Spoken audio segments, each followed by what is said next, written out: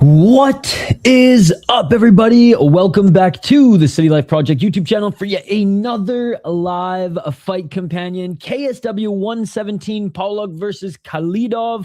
Main card starting now.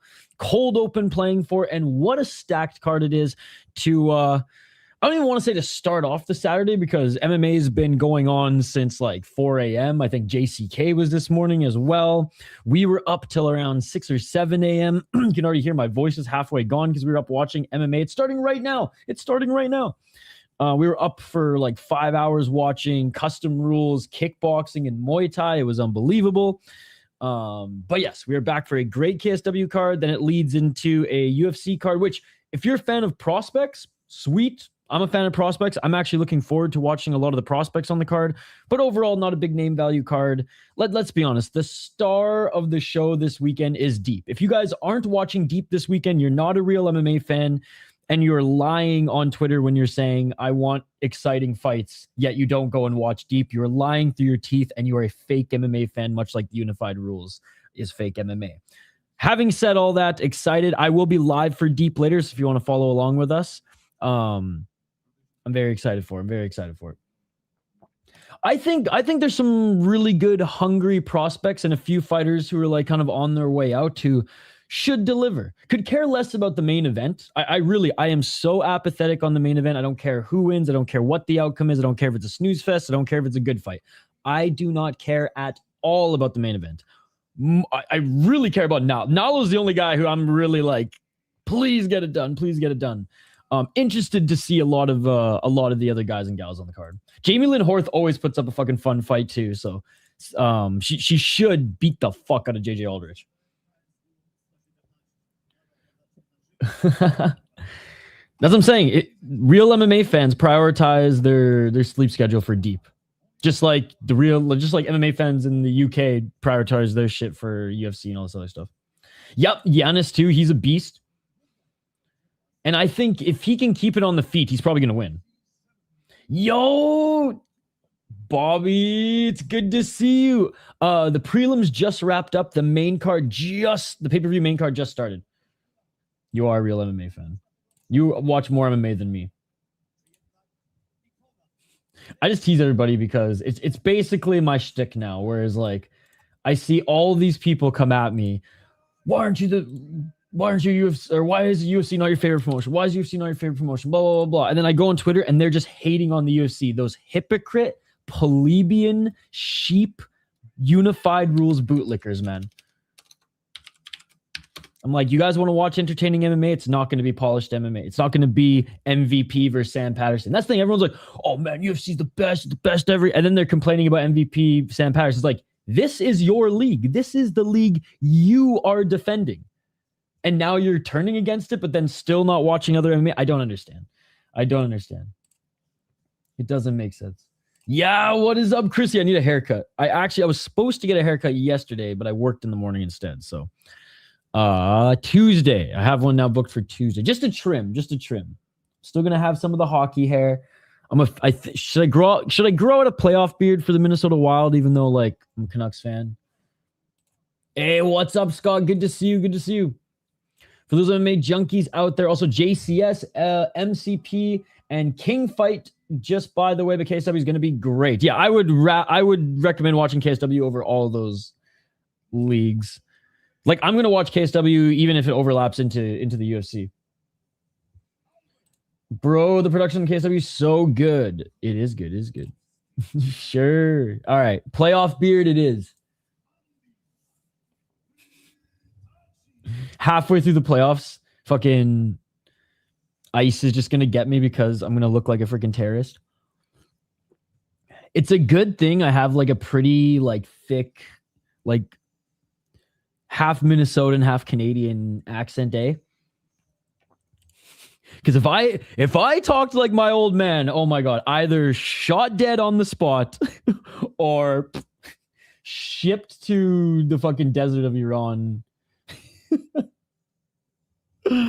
Oh, maybe I should hold off on the beard.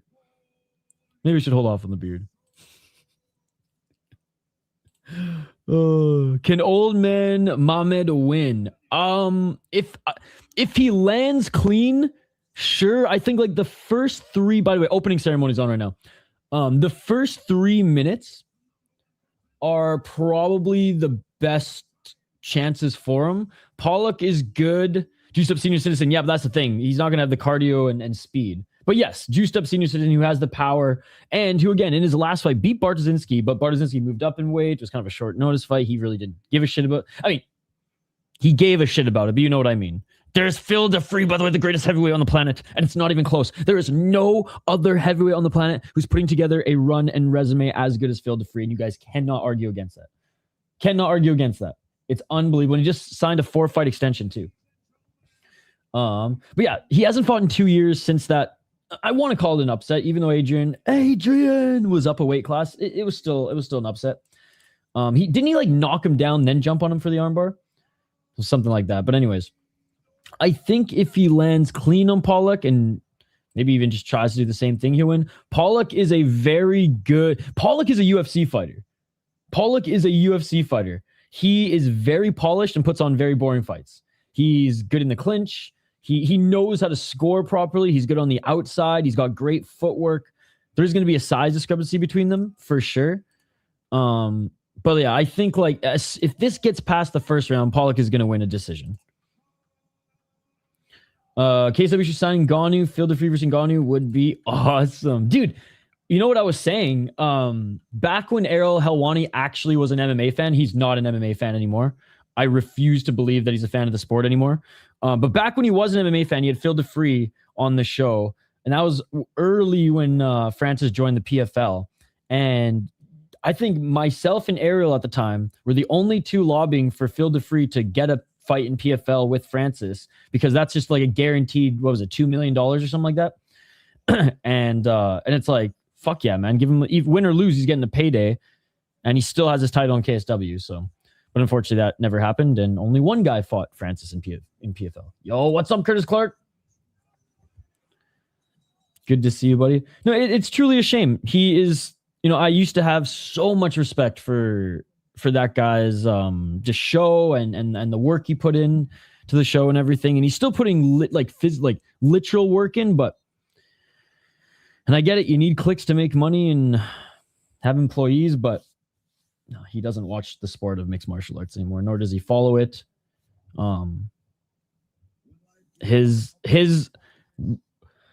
His dream and goal every week is that there's some news with Jake Paul so that he can get clicks, and it's truly unfortunate. It's truly unfortunate because God, he used to be so good. He was the man. There was no other media outlet that was as good, and now it's like now we just have to watch all ourselves because there are no good media outlets for mixed martial arts. There's a few guys who do good commentary, good reactions, good breaking down some stories, but there's not many good journalists out there who are breaking these stories. You know what I mean? All right, first fight, by the way. Opening ceremony is wrapped up. Let's get to it. Jacek Gake. And we're going with speaking of the desert, we're going with the desert looking ring card girl fight kits here today. I still think purple probably still takes the cake, eh? I think they did green once, and that was nice. Hey, Chris Cushman, good to see you. Yo, shout out to Chris Cushman. Him and I were hanging out pretty much all day yesterday, and we went to LFA. It was a great time. Drive safe, homie. If Phil wins, he 100%. He probably chugs 2 beers. But that's the thing. If Phil wins, there's no one else for him in the division. They have to start scouting some heavyweights, just like the UFC. Are Luka and Andi Vrtačić related? I'm not sure. It might be just like Smith, as far as a Croatian last name. One championship, then KSW. But one championship's not an MMA league. So does that change your answer? It used to be. I think 4 or 5 years ago, you could say one championship was the second best MMA league out there, arguably better than Bellator. They were close. But one championship is unfortunately not MMA anymore. So if you want to shift your answer, 100% give you the opportunity to do that. If you're just going straight off of like entertainment and combat sports, I will take Friday fights because in my opinion, one championship is Friday fights. Their fight nights mean nothing. Their numbered cards outside of their like Japan stuff really mean nothing. They're whatever cards. They're Muay Thai is what they are now, right? No, but it's not an MMA league. You know what I mean? I don't think you're understanding what I'm saying. They're not an MMA organization. They used to be. They're not anymore. They've even said that publicly. Like they're not. They've dismantled divisions. They've let a bunch of their champions go. They are a Muay Thai league. They can't operate as an MMA organization anymore. They don't have the money, and they're getting a lot of pushback on how their contracts are very unethical. They have very unethical MMA contracts. And that is why they've like literally some people have said like it felt like I was being held hostage there. And they were refusing to give me fights. They're refusing to pay me. I mean, even RDR said, if you're thinking of signing with one championship, don't. So that's what I'm saying. Like Friday fights, love it. I'm up every Friday, 6 a.m. watching Friday fights, my dude. But it is not an MMA organization anymore. They have half the division. They have like 5 weight classes. Entertainment-wise, KSW is up there regarding the level of fighters. Not that good. Okay, well, give me an example. What rivals it? Because I think it's the second best MMA organization to the UFC. And now you can definitely make an argument because you can say, no, PFL's still deeper. You could say, no, Octagon's getting there, which I don't think Octagon's getting there. I think Octagon is actually popularity going up for sure. But I think roster-wise, it was way better 2 years ago. But, especially regional European shows are going to come in waves. For me, KSW has been the most consistent. Like when maybe lower ceiling than some of these leagues, but the highest floor. To be fair, PFL sucks, but their fighters would crush. See, that doesn't make any sense. You got to give some better arguments because you're all over the place. So you said entertainment-wise, KSW, where I agree, but regarding level of fighters, not that good. You didn't give me a comparison. And then you said, to be fair, PFL sucks, which it doesn't. So that's incorrect. But the fighters who suck would crush KSW ones. So you're just saying anything that's not UFC is bad. Is that kind of where you land? I like LFA and Ryzen. LFA because of how much their fighters go to the UFC. Also, the one thing about LFA is they do develop fighters.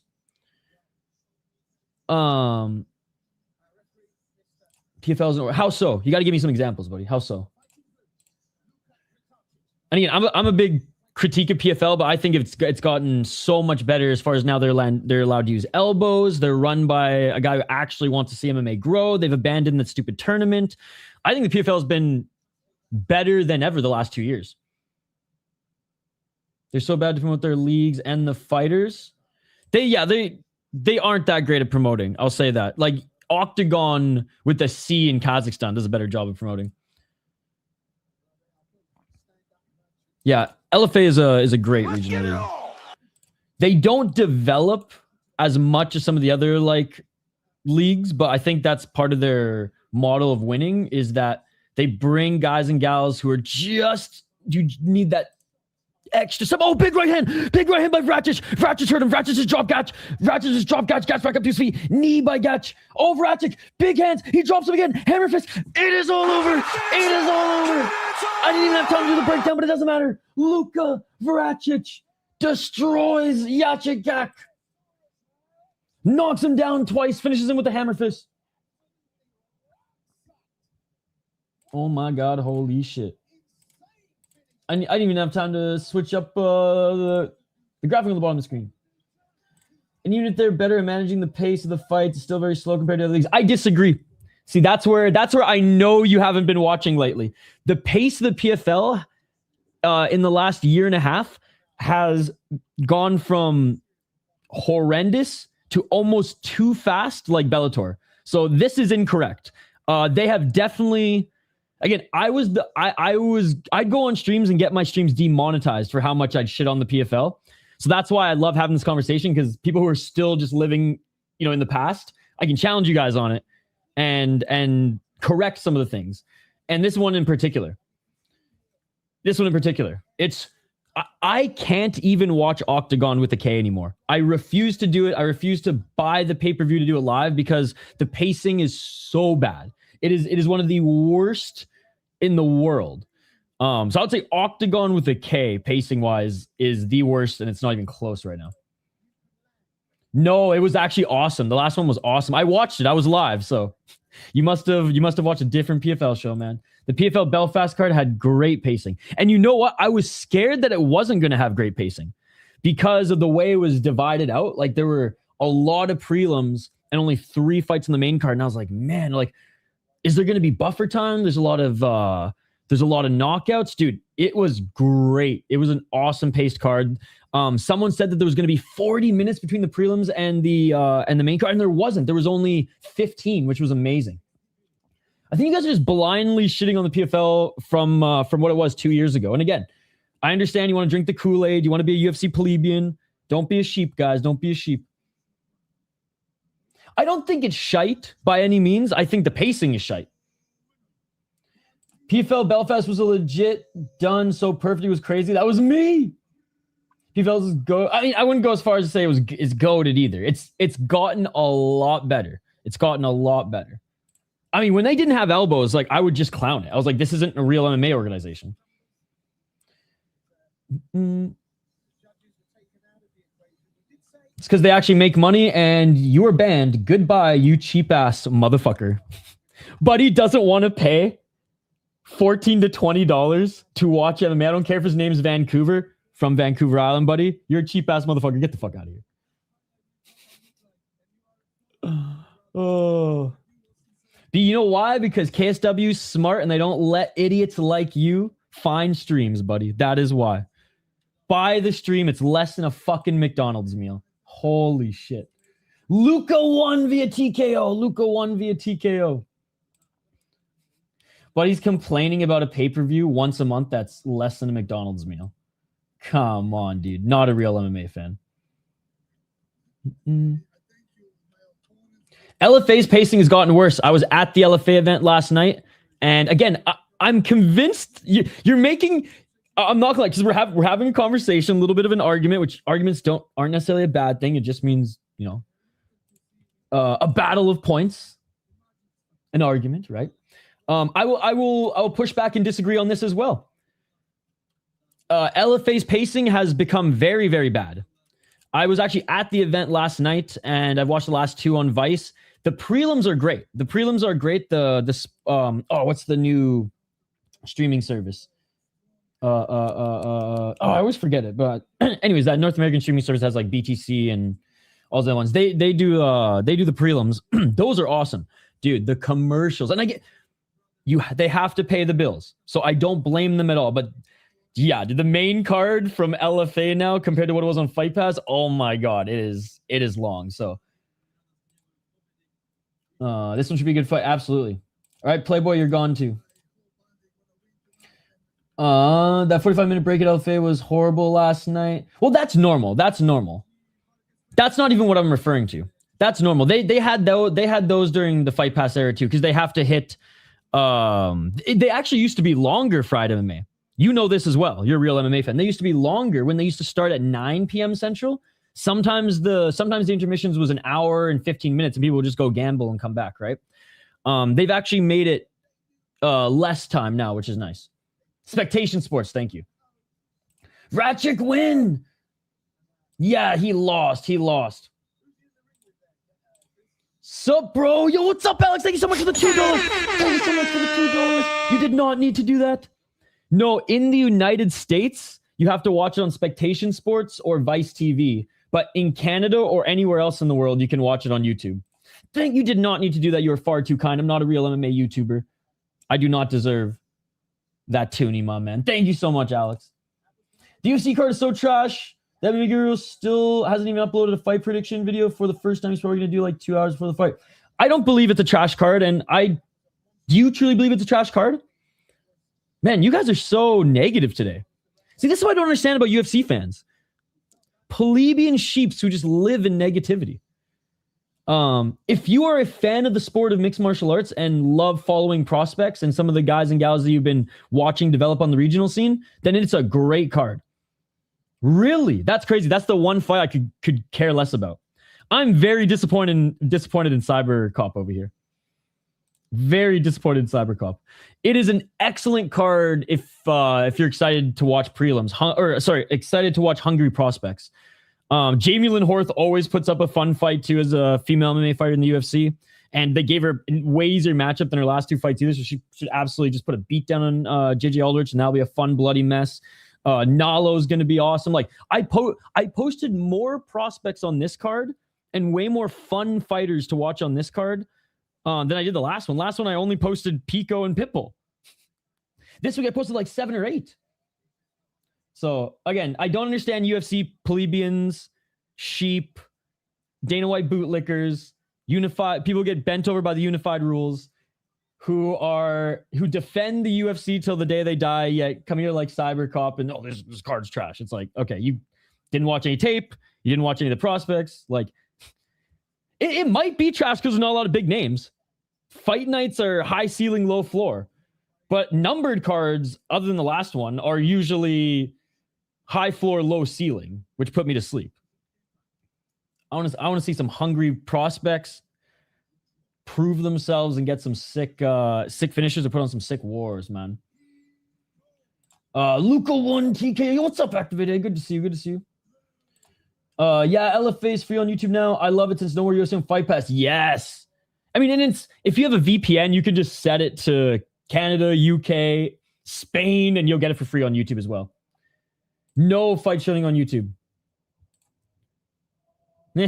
It's a fight. Neither of them are prospects. The win does more for Burns, I guess, than Malott. I really don't care about that fight at all. Nalo is my people's main event. That fight's going to be sick.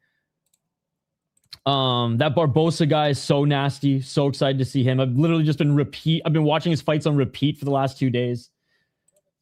Oh, there's so many great prospects. There's so many fun. I shouldn't say great because a lot of them might not be like high-level polished fighters that you guys love to watch, like MVP, all UFC fans' favorite fighter, because they defend the UFC so much and want polished MMA, then hate on the most polished MMA fight you've ever seen.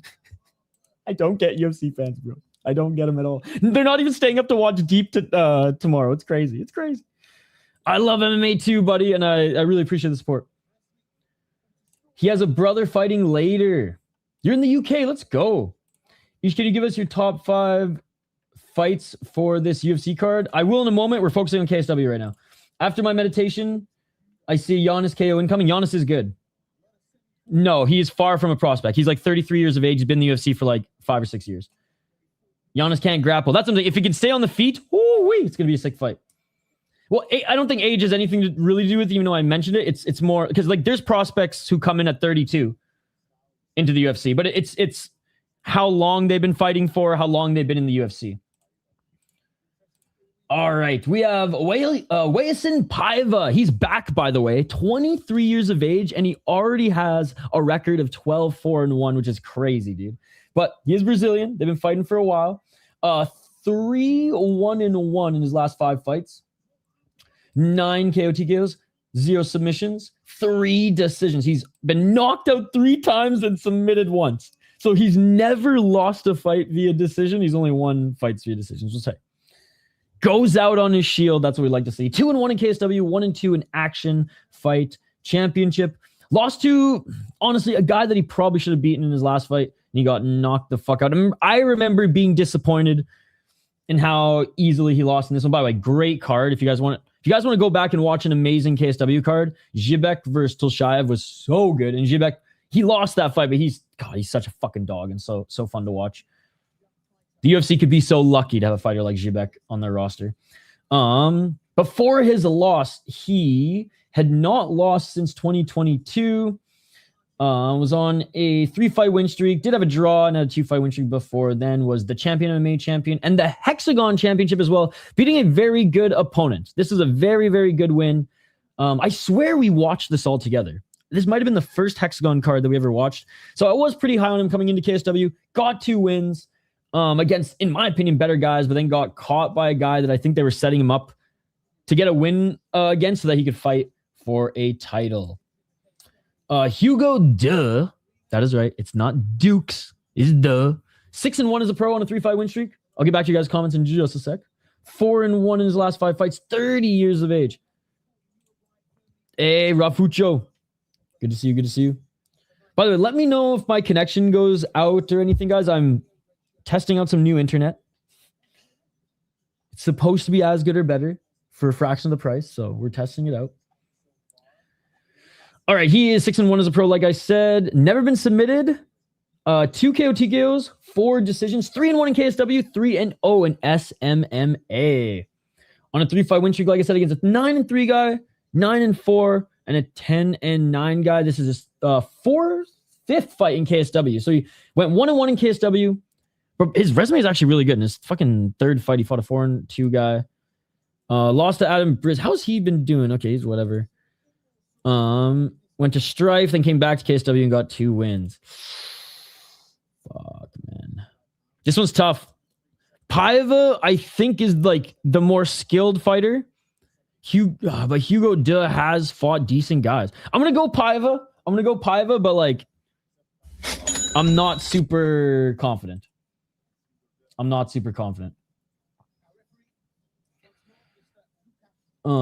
Hey, I was late. What is the like for the fight? Oh, it's a KSW pay-per-view. Here, I'll send it to you. All right, here we go. Round 1, guys. Let's get it all. And going right for the takedown is Deux. He knows the assignment. Giannis ain't letting this Canadian take his syrup. Once in UFC rankings, you're not a prospect. That's my cutoff. Fair. I roll my eyes at the UFC rankings. UFC rankings mean nothing. Rankings in mixed martial arts mean nothing in any organization. 4 minutes and 30 seconds. Still in the top position is Deux. Great wrestling here by Deux. He's trying to settle into side control. But true, like that is, I'm not going to dispute that at all because that's fair and I probably should subscribe to that as well. But I'm way too biased towards rankings in mixed martial arts because they mean absolutely nothing. Hugo has to take this to the ground and he is. And he's looking for the armbar. Texas serve versus Canadian serve. That Texas serve puts y'all to sleep. That is true. That is true. Our Crown Royal's good, but the rye doesn't hit as hard as that fucking Texas bourbon. Wow, what's up, Dennis? Good to see you, Captain Rafucho.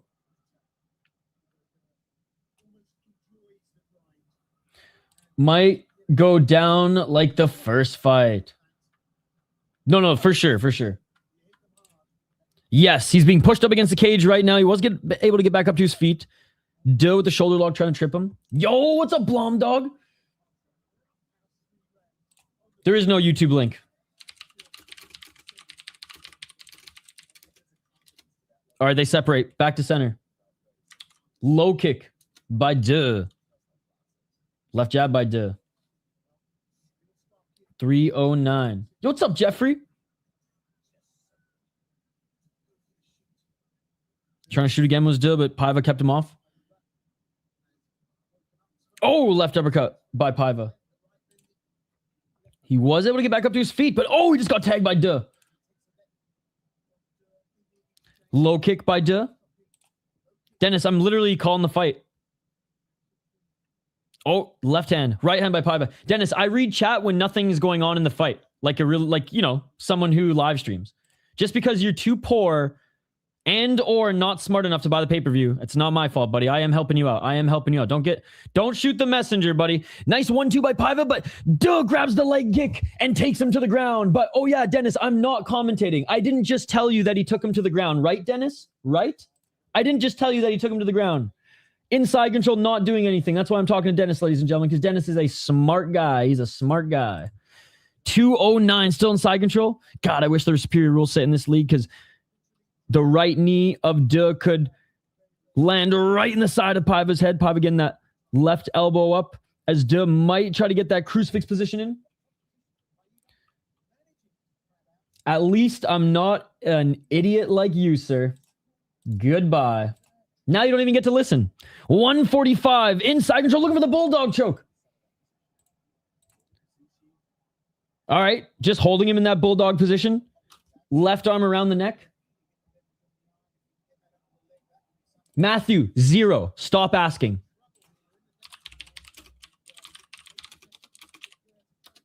$124. Still in that bulldog. Looking too strong for Paiva. Right? 115. At least we can... Oh, back up to their feet and a nice knee by Deux. At least we can have, like... Even if we don't agree on stuff, we can still have great back and forth conversations. These guys are just dumb. 1 minute on the clock. Back up to their feet. I think Hugo's winning, yes. Looking for the takedown is Paiva now. Oh, God. He doesn't even want to be on the feet. Looking for the single leg. Deux with the beautiful stuffing of the takedown. As much as I love KSW, we need that superior rule set. We need that KSW epic card back. He's not winning the round. Or sorry, Hugo Deux winning the round. Paiva's losing the round. But yes. Paiva's not won, no. 33 seconds on the clock and he's losing the first round. Couple right hands by Deux as he's just controlling over the shoulder of Paiva right now. Forgot to mention welterweight fight, by the way, guys, if you didn't notice already. Still just controlling the torso, landing a few right hands here. Is Deux just gonna ride out this round with this control time? Let's pray for Deux to get KO'd. Paiva's getting worked. Back up to their feet. 3, 2, 1. And that is it for the first round. First round definitely going to Hugo Deux, putting together a great game plan. It's working. It's working.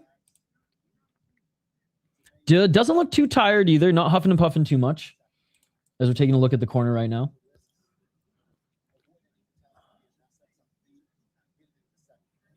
Ben oui. 1, 2, 3, 4, 5, 6. Hey, what's up? Yo, mon ami, viens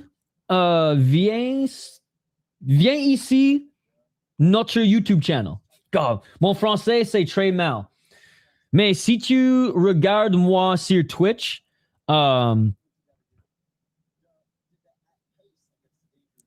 viens à notre YouTube channel, The City Life Project.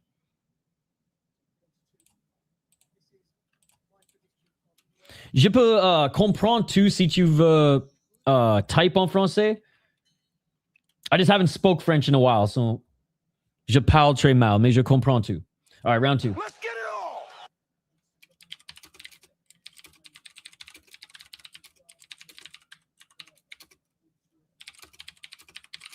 All right, round 2. Looking for the takedown again is Deux. He gets it.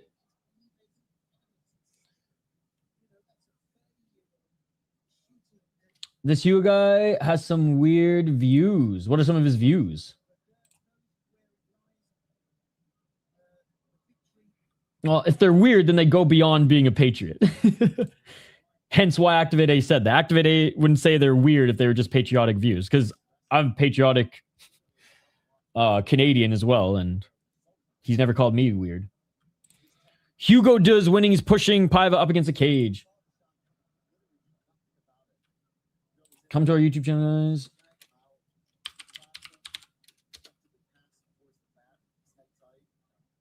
$358. Ah, okay. The most American sounding French. Oh, yeah.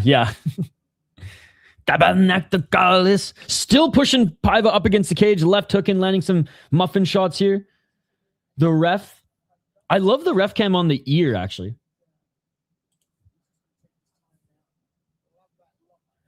True, a lot of people do. I don't think he said, I don't know, maybe. So I think you're coming at him pretty hard when he literally didn't accuse him. He just said, I don't know, maybe.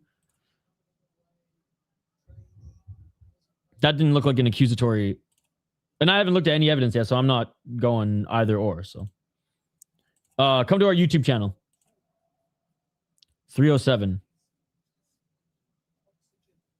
Yeah, that's what I'm saying. You're jumping the gun, dude. This guy's like waiting. He's like, oh, I just want to fucking punch some liberals.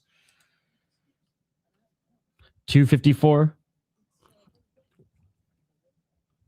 Fuck all politics, dude. Fuck all politics, fuck all religion. My life is fights. My Bible is violence. The match has started. It's just a very boring match. 238. Deux continuing to push Paiva up against the cage and landing some right hands. They're doing enough to like advance his position, basically just get into a better, more dominant position, locking up the left leg of Paiva here, which is why the ref hasn't separated them yet. 221. No, he didn't. I just went over that. I literally just went over that. He said, I don't know, maybe racism and xenophobia. He didn't make a definite statement at all. So we literally just went over that. 205. Still just pushing Paiva up against the cage. Left knee planted for Paiva. But he's just blocking these right hands with his right hand.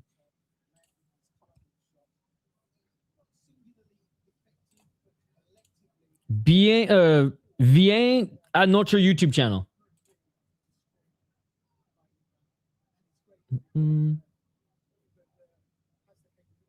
Okay, now this is different. There you go. I have to look it up. I don't know either way, so I'm learning from you guys. Yeah, that's what I thought too. But he clears it up now. So there you go.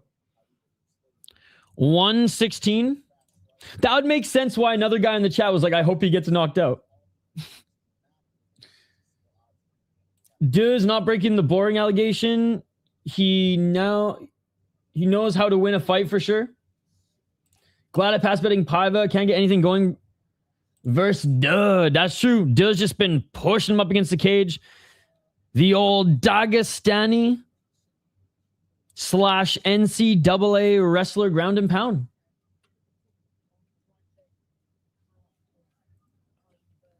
$40 seconds. Yeah, I gotta look it up. Nicole, do you know Hugo Deux, or like you're familiar with this Polish fighter? I don't know much about him at all, so Hugo Deux is winning the fight, man. Like absolutely dominating the second round. I know you're not listening to me, man. You are not listening to me. I don't know if am I delayed? Chat, am I delayed? Serious question. Because Nicholas... All right, the fight is over. Hugo did with some big elbows, TKO. Am I delayed? Because I feel like Nicholas isn't listening to me. Oh, wow. Serious question. Because it's like I address everything as it comes in real time, and then Nicholas is like 4 minutes behind. Or like 3 minutes behind. Maybe click live, Nicholas. Maybe click live. It might refresh it. Finally, yeah. He was listening to us calling him boring, and then he's like, yo, what are they... City Life's calling us boring? Boom, boom. Land some big elbows. TKO. It is all over. Out of nowhere. Like I said, he was listening to Fried MMA in City Life chat.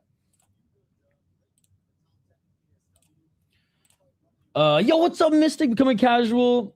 Missed the first few fights of this card because my dog wanted to suntan and said, honestly, dog, walking the dog and suntanning during the spring.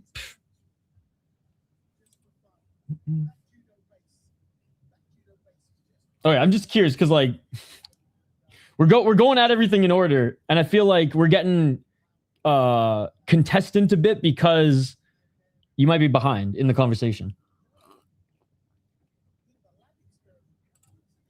Prove your ass wrong. He was just inside control and then started pummeling. Guess Paiva ain't as good as I thought. Looked really undersized in there. Oh, those elbows are nasty. Dude, Alex, you did not need to do that. You did not need to do that. I don't need donations. Please, I don't need donations. You guys are the best. I appreciate it. But smash that like button and subscribe. You guys are far too kind, man. I'm literally going to buy another coffee. I'm literally going to buy another coffee on Alex here. Thank you, buddy. Seriously. I'm not a real MMA channel. This is a fake bullshit piece of shit channel. And the fact you guys are even here hanging out, even hate watching, because probably a lot of you are, this fucking idiot won't show the fight. Fuck this guy. Hey, I'll take the hate watch hours, bud. I'll take the hate watch hours. So I appreciate it, guys. Hugo Deux won in the second round. 2-1 on my picks. Only loss was the worst pick ever. Jan Masak, he sucks.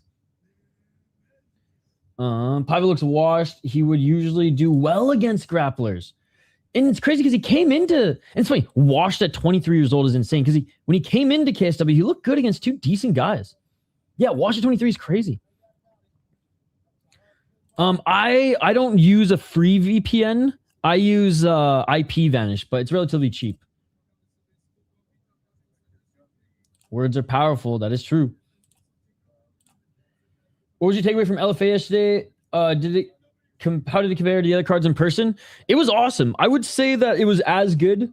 Like there might have been a couple other cards that were like slightly better or like slightly worse, but overall there was like one kind of. There were 2 fights that weren't just all action crazy finishes. One was the heavyweight fight, but it ended in a finish. And honestly, the crowd was cheering for what's his name? The Brazilian who's in Denver, but he's from Minnesota. Fought Guzzi and fought Sterling. Navajo Sterling on Contender Series. Anyways, the crowd made that fight a lot more fun. And then what was the other? And then the Collins fight. The Collins fight was very technical. Now, I think it was actually a pretty good fight. But those are like the only 2. They were all finishes on the amateur. Yeah, you have to buy the pay-per-view, bud. You have to buy the pay-per-view.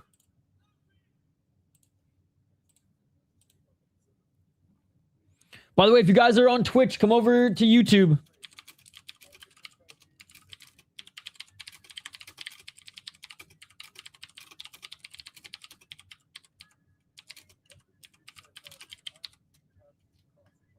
People on Twitch probably hate me too because I'm always just like, yo, come over to YouTube. Come over to YouTube.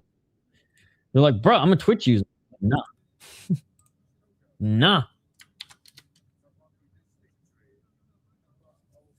But dude, the main event, I did not think Low Sage was going to get it. I've already answered you so many times, buddy. Latu, yes. Thank you. How do you rate the card, Chris Cushman? And I'm not encouraging you to text and drive, by the way. Hands free.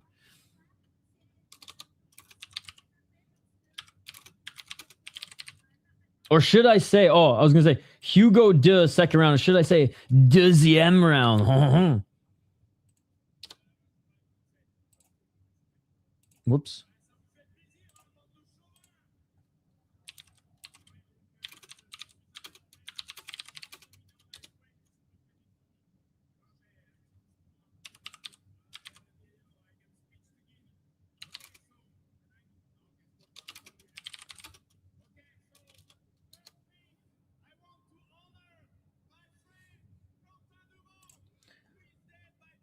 Who you got, Rat Garbage or Black Country? Oh, Rat Garbage. Especially the disrespect at the end to Ibarra, who seemed like a stand-up guy. Dude, I mean, Low Sage talks so much shit. That's his thing.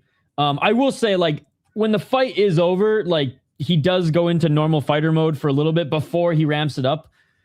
You know what I do like about him, though? He's like...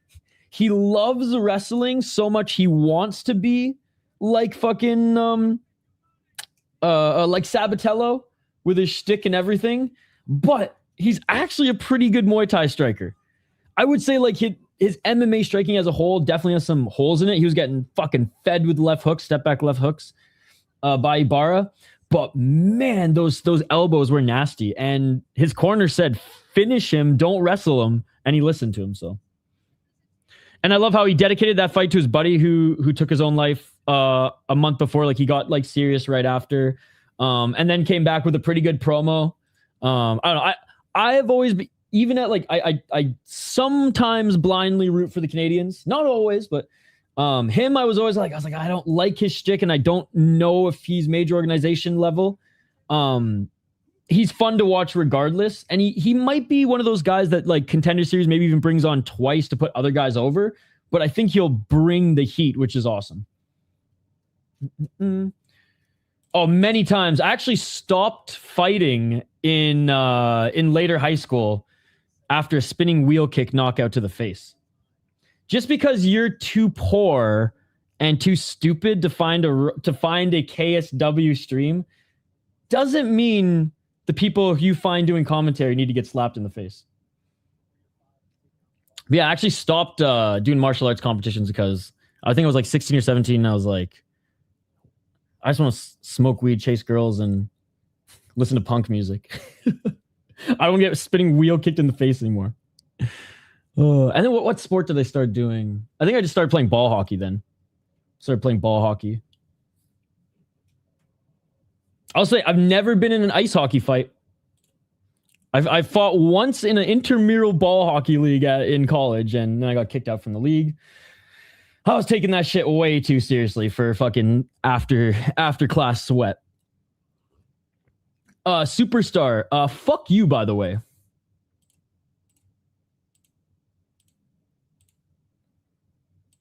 That's how motherfuckers get slapped. Whoopsh.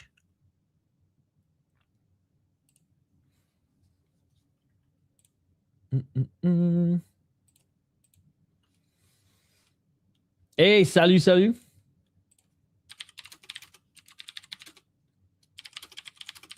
All right, guys, I'm ending the Twitch stream. So you better get your ass over to YouTube. Bye.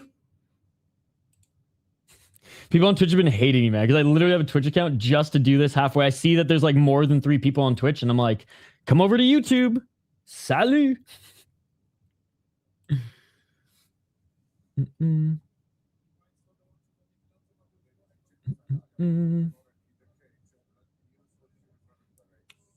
Chrissy's still here. Hugo, a real French nationalist. Fuck Quebec. Fuck Louisiana. They're not the French. They're not the French. Carlis tabarnak. Fuck Quebec. Quebec folk are fun to drink with, man. I would rather drink with people from Quebec and eat with people from France. Although people from Montreal are very bougie when it comes to culinary, I still think France wins. C'est fini. Hugo de gagné. Deuxième round TKO.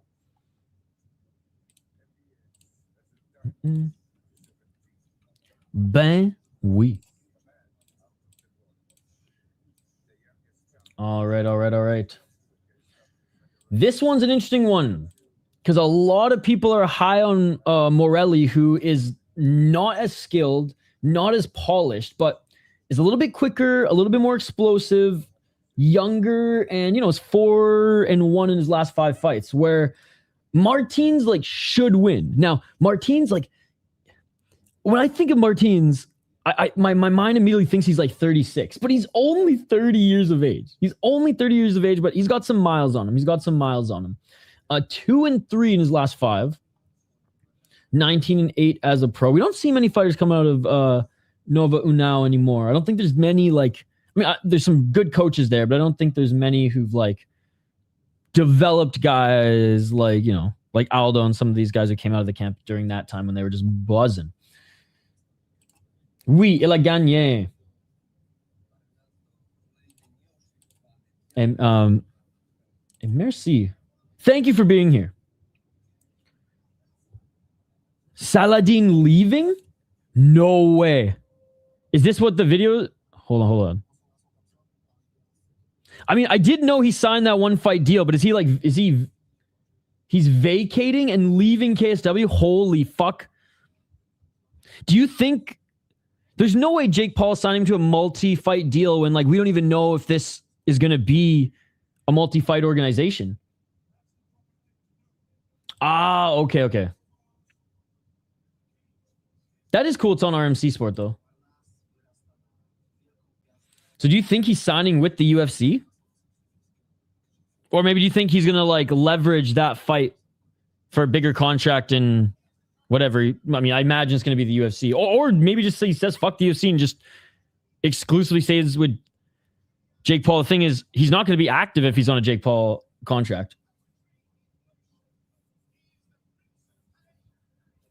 No, but are you not watching the TV right now? Dude, you really think that... Okay. I roll my eyes at that.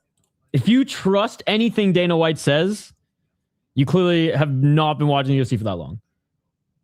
Exactly. Boom, bro. Just contradicted yourself. They said bye in the cage. He's gone. I think he's joining the UFC. Only thing that it could be. This is huge. Yeah, he's turned down the UFC twice before, too. Must finally, because the UFC offered him 2 shitty contracts in the last, I think, 7 years. And he makes, like, almost $1 million a fight in KSW. Again, are you... Nicholas, I'm convinced... I'm going to wait... I'm going to wait, like, 5 minutes to read Nicholas's comments, because Nicholas is so behind, dude. It's actually... It's tough to continue, like, the stream when he's, like, fucking 4 minutes behind us. So, Nicholas, I'm going to wait, like, 4 minutes before reading your comments, because you got to be behind us.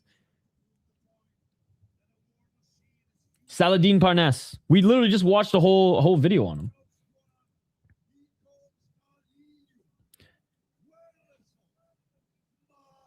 Because, yeah, I thought he had one more... Well, actually, I knew he had one more fight on his contract, too. I keep tabs on a few guys outside the UFC, so I just know, like, when free agency or when, you know, extensions might occur. And yeah, he had one more, as our buddy said. But maybe just at that point, I don't know if KSW is going to hold him hostage to it. They're clearly allowing him to go fight on this other card too. So we'll see. No worries. El Diablo Morelli for the win. Yo, what's up, Pablo? Good to see you.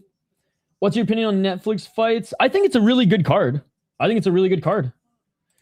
think some, like, obviously I would have liked to see, like, the Mokaev-Moraes matchup when Moraes was not in Shotri jail, shackled, ball and chain, wrist probably still bruised for life, past his prime. Yeah, like, there's some good matchups. It should be a good card. Like, I don't give a shit about the main event at all. I mean, it's cool. These women are coming out of retirement and, like, they're building the card kind of around them. Like, I love that. It's cool that 2 legend women fighters, pioneer women fighters, if you don't want to go legend route for both of them, and I can understand why some of you might not want to.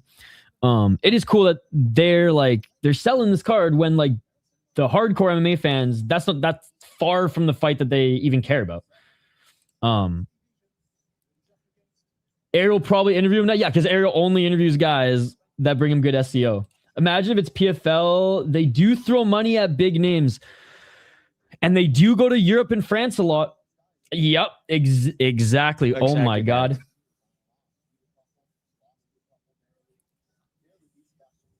What's with that tattoo? What do you think? I think you're a smart guy. You probably know the answer to that question. So if anybody has a cross tattoo, do you ask the same questions? I hope other fighters also get paid well. I roll my eyes at all religious tattoos.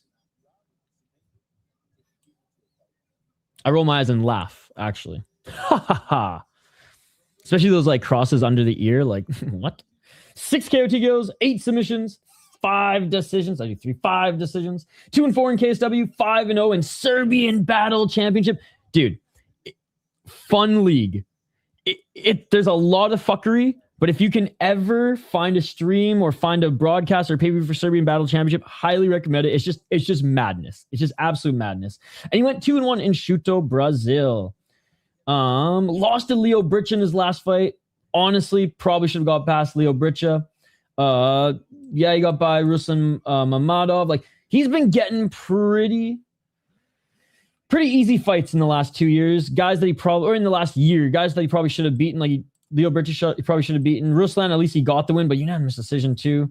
Was challenged here. These two guys are all right.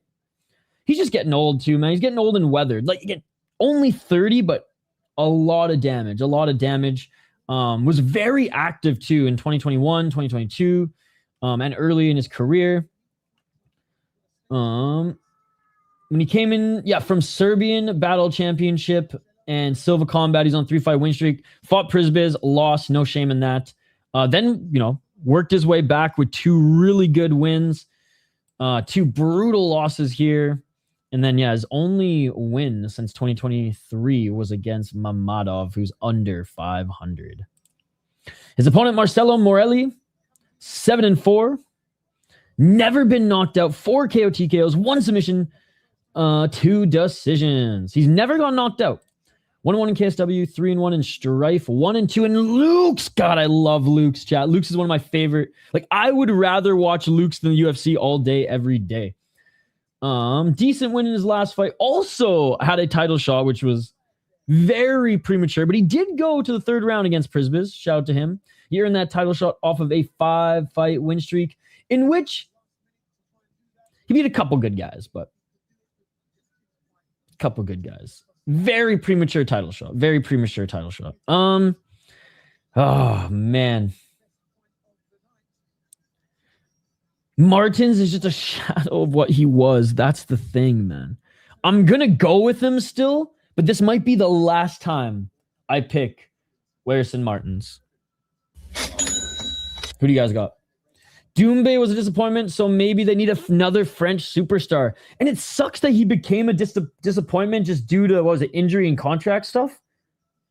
Because, he was... Yeah, it sucked. And I don't know what other stuff are going on outside the cage, but, it sucks that the French commission is the reason Cedric Doumbé never got signed to the UFC. He was supposed to be on that UFC Paris card, that one of the last UFC Paris cards before I moved to Minnesota. I remember streaming it because I think I was I left my house and I was living at a friend's house and my parents' house for a week while I was getting putting all my stuff in storage and moving and getting ready to move to Minnesota. And I remember from it was either my friend Shane or my mom's living room. I literally streamed that card, and the UFC had signed him because the French commission deemed he didn't have enough MMA experience. They would not allow him to fight pro on that UFC card. So PFL signed him after, put him on a smaller regional card, and the commission approved it. Now, there's a little bit more than that, but that's the high-level story. Morelli's better than his record shows. Oh, now I'm scared. Activate A. Round 1. Let's get it all.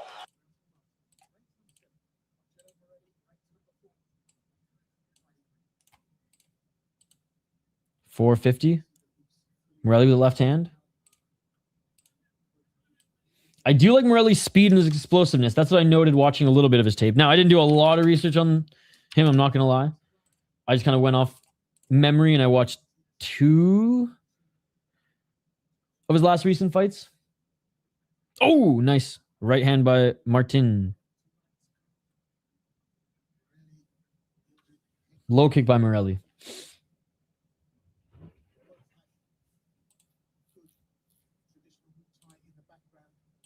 Pretty good pacing for these cards, or for these for this card, I should say. I'm fucking tired, chat. I only got 4 hours of sleep. I went to bed at 7:30 after knockout. 7:30 a.m. Woke up at 10. 10:30-ish. Yeah. And we're staying up all night for deep, so it's going to be a long one. A lot of coffee, a lot of hydrate. A left hand by Morelli, right hand by Martins. A little tit for tat right now. By the way, big shout out to everybody joining. You all are amazing. I appreciate you all. Smash that like button and subscribe. Low kick by Martins.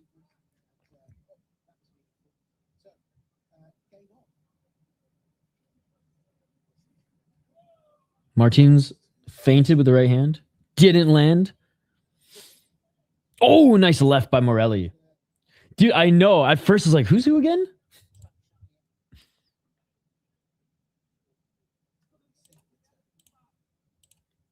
$308. Someone's going to cancel me for that comment, by the way. What do you mean they both look the same? 257. Swing and a miss with the 1-2 by Martins. He hasn't been able to find his range yet. Nice low kick by Morelli.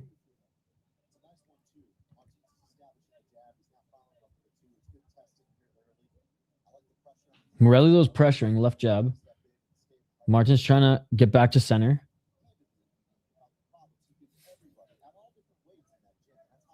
Low kick by Martins. Oh, nice. Finally, Martins with the 1-2 lands with that left. Nah, I had to look at the glove colors a few times already. I'm surprised. Well, I guess because Martins is ranked lower, but I'm surprised they didn't give him the red corner. Octagon for you. The pacing has turned me off. I'm not going to lie, Moy's audio. I never thought I'd say this, but like the PFL's pacing's got better. Octagon's pacing's got worse to the point where like I can't even watch it live anymore. I'll buy it and I'll watch it unless it's a really big card or one of our homies is on the card. Oh, beautiful takedown by Morelli. The pacing's just, it's too bad, man. I can't do it anymore. 142. PFL's becoming Bellator, which is awesome with their pacing. Octagon is becoming friggin' Black Combat on their numbered cards. Morelli's doing pretty good. I'd say he's narrowly winning the fight. They're back up to their feet. It's very back and forth in the striking, low kicks, jabs. But Morelli did get the takedown, landed a few shots in the top position for a little bit. They are back up to their feet, but that might be the difference maker. I want Octagon to pull me back in. Right hand by Martins, because there was a time where I never missed a stream, an Octagon stream. I'd always cover them live, but now I'm just like, way rather do KSW. Octagon also more influencer fighters. That is true. Octagon and Octagon. I bet him at minus 145 when the line dipped just now. Okay, I watch fights, not numbers. I'm an MMA fan, not a live betting numbers fan. Although, you know, sometimes it's cool to see 65 go to 70 and then 70 to 65. That is riveting stuff. Not as riveting as a head kick, but it's riveting stuff. 29 seconds. Oh, nice right hand by Morelli. Yeah, Octagon with a C also has influencers. That league is wild. That one is just for the memes. Oh, right hand by Morelli, and he gets the takedown with 15 seconds left. Takes the hips, drags Martins off of the cage. Martins doing a good job of getting back up to his feet, but that was very, very good technique by Morelli. Morelli with some big knees. Martins blocking them. Oh, right elbows by Morelli, and that will end the round. Great first round by Morelli. Definitely got the first round there. Mixed the martial arts better. Towards the end of the round, landed some more brutal shots. I dig it.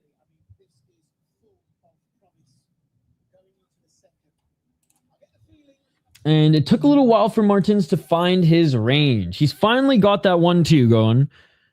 And the low kicks that he's been throwing have been really good. Morelli has been answering with some low kicks, but they have not been as powerful. You know, everybody has the spy shop fucking ad. Like straight up, Martin's got four spy shop friggin' temporary tattoos. On tape, I thought Morelli was the cleaner striker. I liked his speed and explosiveness as well. Who wins? Show the fight, the bullshit YouTube guy. What's up, Toxic? Well, I mean, Morelli won the first round. He got a cut, Martin. 4:49, round 2. Let's get it all. Left hand by Morelli. I mean, Martins. God, now I'm getting mixed up with them too. Dude, it was so good. What an amazing card that was. Spike Carlisle destroying Kimura in like 30 seconds was unreal too. Oh, amazing as always, Toxic. Low kick by Martins. Bunch of smart guys in the chat. Some good fights. Typical Saturday here at City Life. 4:19. Oh, great 1-2 by Martins. Martins is starting to get that boxing going and putting Morelli on the back foot. Great start to the round by Martins. Martins. Low kick by Morelli. Not a lot of pop on it. Huge right hand by Martins as Morelli overswung. Oh, big right hand by Martins. Flying knee by Martins. He landed. Morelli still okay. He's wobbling a little bit, but definitely not on skates. That just hurt. Oh, Martins with a low kick. Martins to the left. Heavyweight head kick and KO in Greece. Yo, tag me in it. Oh no, you're tag me in it on Twitter. Failed takedown attempt by Martins and Morelli. Beautiful job stuffing it. And again, Martins, he's cut, so he's dripping a little bit. Oh, big left by Morelli. Martins grabbing his left arm and using that to drag his way back to the cage and wall walk. I know Chris is driving, so he's not going to be clipping anything. Right elbow by Morelli. Another right elbow by Morelli. There's the cut on the above the right eye of Martins, and that elbow's opened it up a bit, but Martins continuing to walk forward. Oh, step back right by Morelli, but he slipped a little bit on Martins' freaking blood on the mat. Left hand. 1-2 by Martins. Low kick. You clip it, and then tag me in it. 245. And Morelli, good takedown. Good takedown, right hook and right hand by Morelli. If Morelli can keep Martins on the ground for the second half of the round, he might be able to steal it back. But so far, Martins had the stronger start to the round.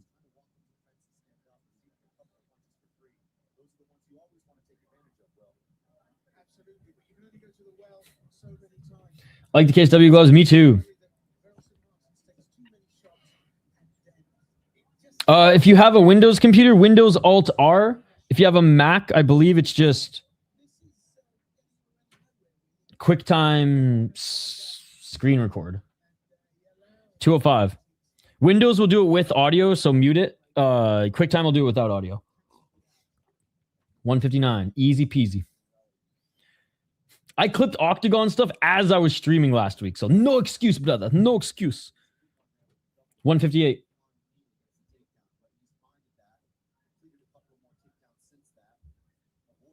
Pushing Martins up against the cages. Okay. Fair enough. You're excused. Oh, big left by Morelli. Left and right by Martins. I don't even own a TV, so I always forget that, like, real people watch TV. Why is Phil not main eventing this card? Because Khalidov's on this card. Mic drop. He's a legend. And have a Man U game on. There you go. Like I said. Understood. 1 minute on the clock, and again, Morelli trying to grapple his way to a victory in this one, although I do think Martins did do more damage this round. Morelli might steal it, even though he didn't do enough damage on top. He opened up the cut. Well, they're saying Morelli actually... Okay, more strikes in the fight. Okay, I was going to say, he didn't outstrike him in this round. There's no way outstruck him this round. Not significant strikes. This might actually... Oh, God, never mind. This might actually... Oh my God, he's in guard and he's landing some big shots. The ref is looking at him. He's in guard landing big shots. The ref might end this with 30 seconds and fucking Morelli's in guard. Martins has to do something. Oh my God, Buddy got almost finished in guard. What is this? 2002 Tito Ortiz ground and pound? Bruh. 15 seconds. Fight still going on. Twice. Oh, dude, Morelli won back the round. God damn it. Oh, big left elbow or big right elbow. Fuck, he won back the round. Dude. Morelli up 2 rounds, man. He stole it back. That round was Martins, man. Great round by Morelli. Oh, dude, that's my fucking chick. She's so sick at fighting. She usually loses via submission or beats the fuck out of her opponents. Oh, that cut is bad, dude. I thought the cut was above his right eye. It's under the right eyebrow. Then he has another cut above the left eye. Definitely better than a 7-4 record.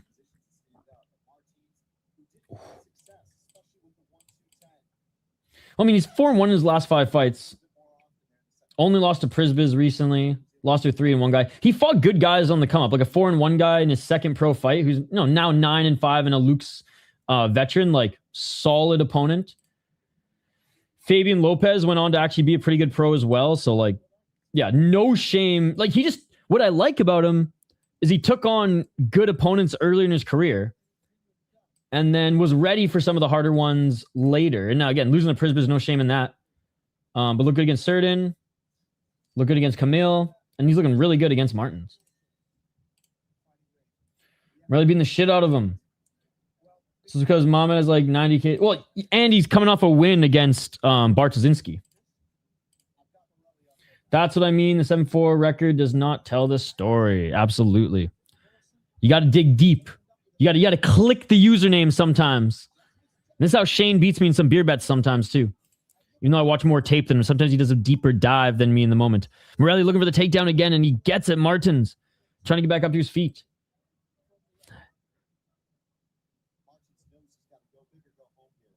423, even the commentary saying Martins knows he's got to go for it here, but it's going to be tough. I mean, Morelli's finding a smart fight here too. Let me push him up against the cage, give him no room to come back. What? Yeah, Bartoszynski moved up in weight to try to get double champ, and Khalidov fucking knocked him down and submitted him. Deeps tonight, yes. Or tomorrow, but 3 a.m. or 4 a.m. Eastern. Oh, back take, side take now. Great job by Morelli again getting the takedown. He's kind of on the side of Martins as Martins is trying to roll left. Big lefts by Morelli again. Oh my God, here he is. He's not even in like a mount position, but he might get the finish because he's feeding lefts to Martins' face. Said this is the last time I pick Martins if he loses, man, because he's fighting like he's 38. Diego Brandao would be ashamed. Oh, digging deep. He needs to go balls deep.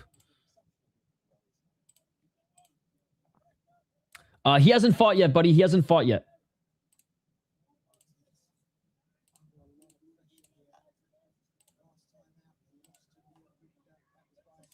Back up to their feet. Body lock by Morelli. Again, this might not be the most fun round compared to the first two, but Morelli is fighting an extremely high IQ fight right now. Have you seen this cheeky card in Curacao tonight? Honor Fight League. I saw it on Compose's list and I was like, what the fuck is this? So I clicked it and I was like, oh my goodness. There's actually a few shows I want to watch tonight, but fucking UFC.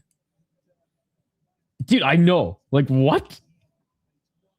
227, and there's a takedown again by Morelli. If we were allowed KSW epic rules, Morelli would be able just to knee Martins in the face, and this fight would be over. See, I even call out KSW for their stupid rules. Oh, you said the word that gets you banned. Goodbye. Ben Whitaker going to fight in like 2 hours. That's cool. Oh, nice.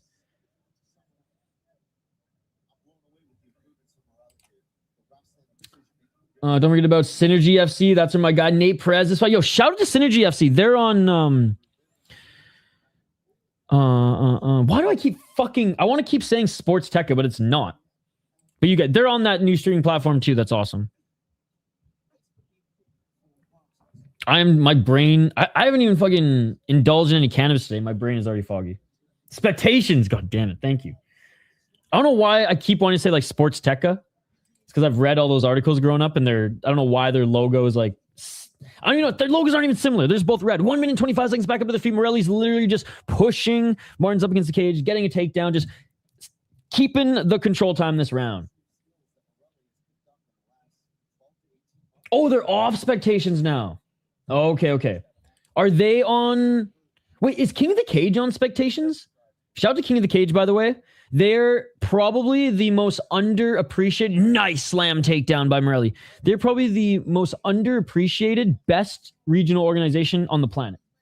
And I say that not necessarily because of like entertainment or high level, but longevity. And their fucking commissioner is like one of the best in MMA. Treble cock, dude. He's the fucking man. Go watch his interview. Terry Treblecock. Go watch his interview on the Jackson podcast. He's my favorite promoter in MMA. Gotcha. Yeah, okay. Hoy just doing a fight in his home country. I don't think he's leaving. Oh, hammer fist by Morelli now. 10 seconds left. What a great round by Morelli. Oh, more hammer fists here. Martin's trying to throw up kicks back at him, but too little, too late, and it is all over. Dude, they've been around since like UFC 1 and 2 and 3. Like they've been, I mean, not that long, but they've been around since like the late 90s, early 2000s. Venezuelan domination. Great performance. Great performance by Morelli. I doubted him a bit. Last night we were talking about how Martin should get it because of just being a crafty vet, and we saw a little bit of that in the first 2 rounds. He almost won the second round, but great job by Martins. Yep, King of the Cage walks, so Cage Pharisee could run. Absolutely. And I just love how they're still around. They're still around. And they used to be on Fight Pass, but Treble Cog was like, you know what? I want to kind of do our thing without having the UFC own our catalog or part of our catalog. I don't bet on MMA. Anything can happen in the sport, so I would just advise you don't gamble on the sport and just watch it like a fan. Still putting on fun cars. That's my honest advice to you. But you don't have to listen to me because I'm a bullshit MMA YouTuber. All right.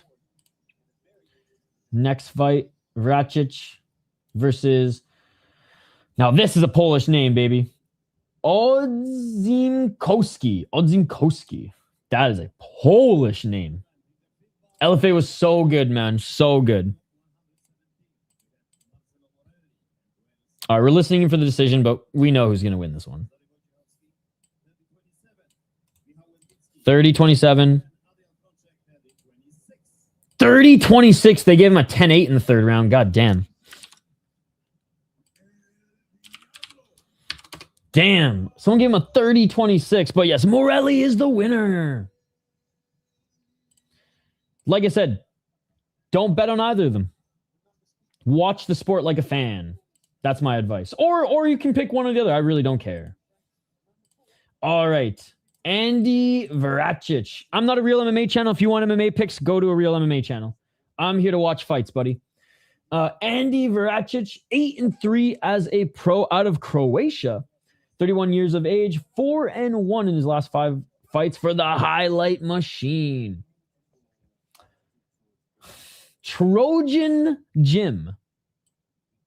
They better have a certain sponsor. That's all I'm saying. 5 KOTQs. He's only been knocked out once. 0 submissions. He's been submitted once. 3 decisions. And he's lost once via decision. They don't call him the Highlight Machine for nothing. Can the Vrtačić family go for 2? Morelli won. Yes, he did. 3-1 in KSW and 3-2 in FNC. Love me some FNC.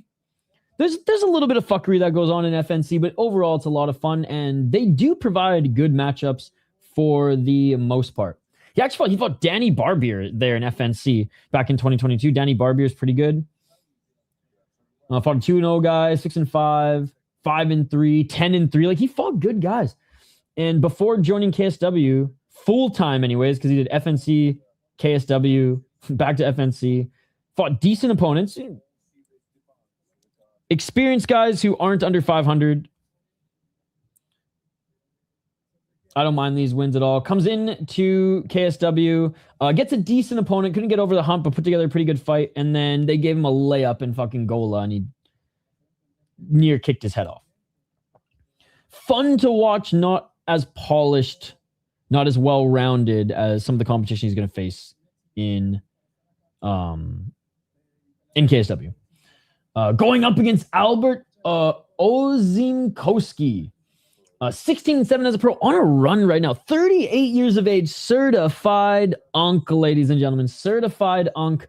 Little bit slower than Andi, but overall in his career has fought better competition. He still has his power, but definitely doesn't have the speed that Andi possesses.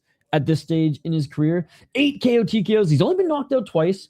He does get submitted, though. 4 submission losses. Yeah, he gets submissions. Who's that guy we saw lost on PFL who had like 8 or 9 submission wins, but like 15 or 16 submission losses? That shit was crazy. That was the guy that Callan Lochran got the submission on. 3-4-1 in KSW, 3-2 in FEN. Love FEN. And 3-0 in, I don't even know what this league is. Arena Berserkero. All right. Damn, 2025 was not a good year for him. He fought once in 2024. Had 1, 2, 3, 4 fights be canceled in 2025. 2 on the same card. Came back in September.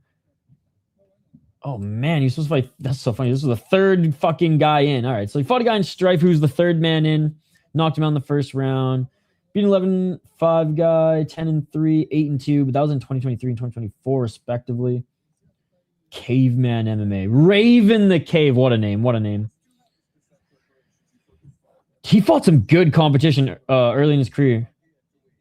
Eckerlin. Mikalski.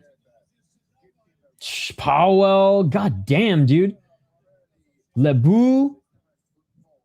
He beat Pure. Damn, man. My head says Andi, but my heart says Albert. And I really don't give a fuck about picks. So we're going with the uncle. We're going with Albert. He's probably going to get... The first round's probably going to be fun. Hopefully, he can hurt Andi enough in the first round. But we'll see. We'll see. Thank you. Even on the road, Chris Cushman is doing God's work. Thank you, buddy. Next one is good fight. Andi, easy win, says Matthew. I got the vet Albert. He can grind him out on the ground, plus big hooks. Others are a bit stingy with 10-8s. Yeah, there's one judge who's given 10-8s, which was the right call on Tobias Les fight. Dude, Chris Cushman is the fucking man, dude. And so is Alex with the $4 donation here tonight. And shout out to Chris Cushman. He donated in beers last night, so. Beers and blunts. Big ups to the homie. Critical strikes. But what is the grip percentage?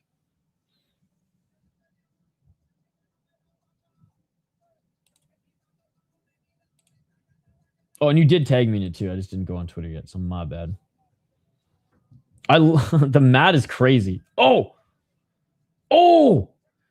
Yo, 2 body shot KOs last night too was pretty cool. Oh my God. Let's watch that one more time. Oh, yeah, he was done. Like he's fading right now. After that body shot. Oh, props to him for even throwing a couple more punches after that.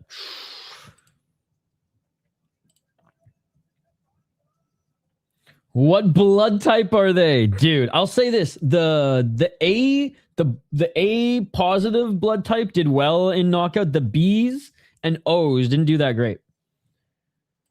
Poor Joffrey Holton. Yo. I didn't watch BKFC. Thank you so much for the $2. I went to bed right when the BKFC Australia started this morning at like 7 or 8 a.m. So I did not watch any BKFC, but I heard there were some awesome fights. What were some of your favorites, Alex? Thank you again for the $2. You're far too kind, buddy. I'm just happy you're here. Yo, shout out to Alex. Not for the 2, not for the 4, but for the $6, baby. Literally paying for half of my KSW pay-per-view already. There were we missed one on the Amis. That's right, because we got there right at the end of the Amis. It was okay. Because you got 2 for 1 last night, right? You got the Australian one, and then you had the numbered card during like Cage for UFC, LFA, when everything else was going on.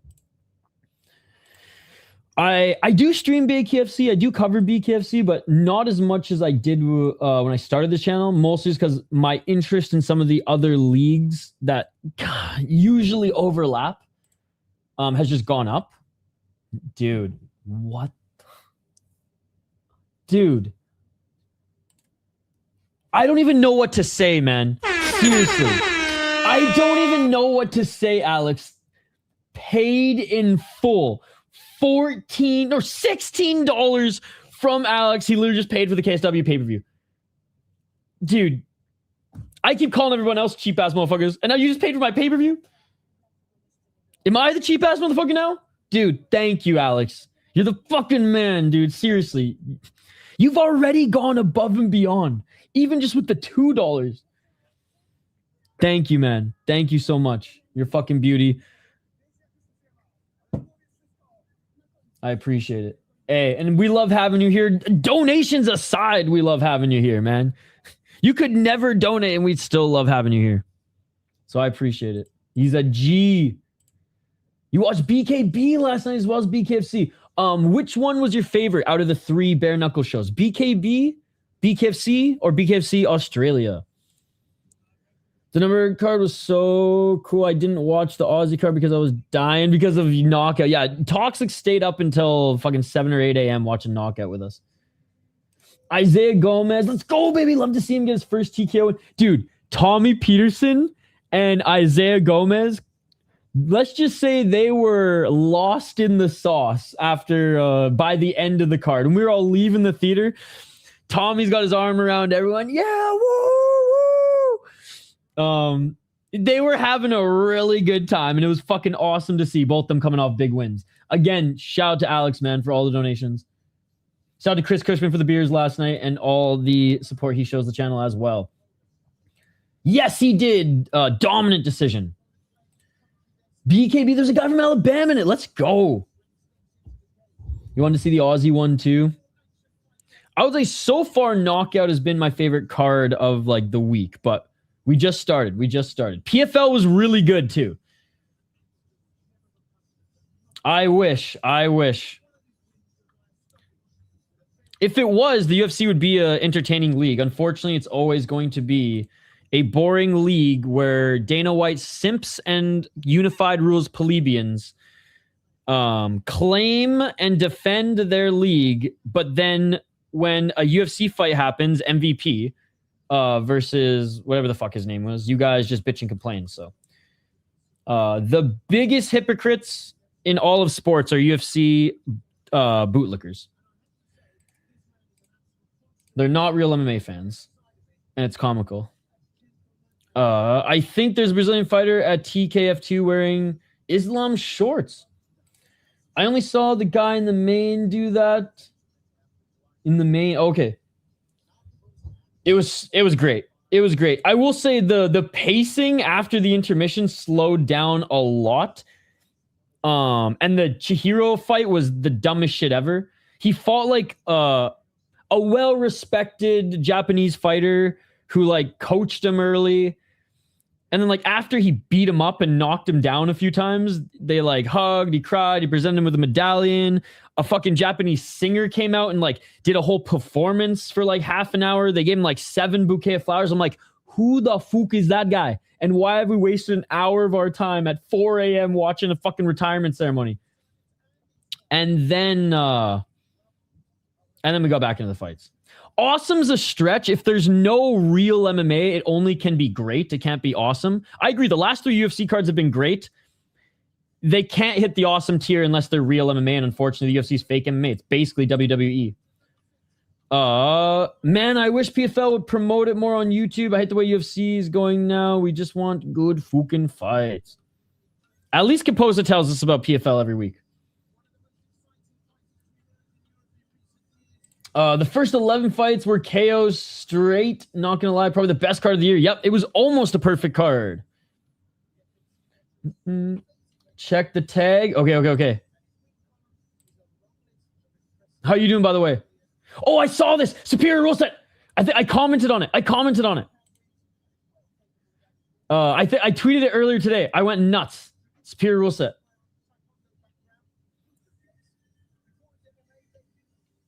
Wait, what?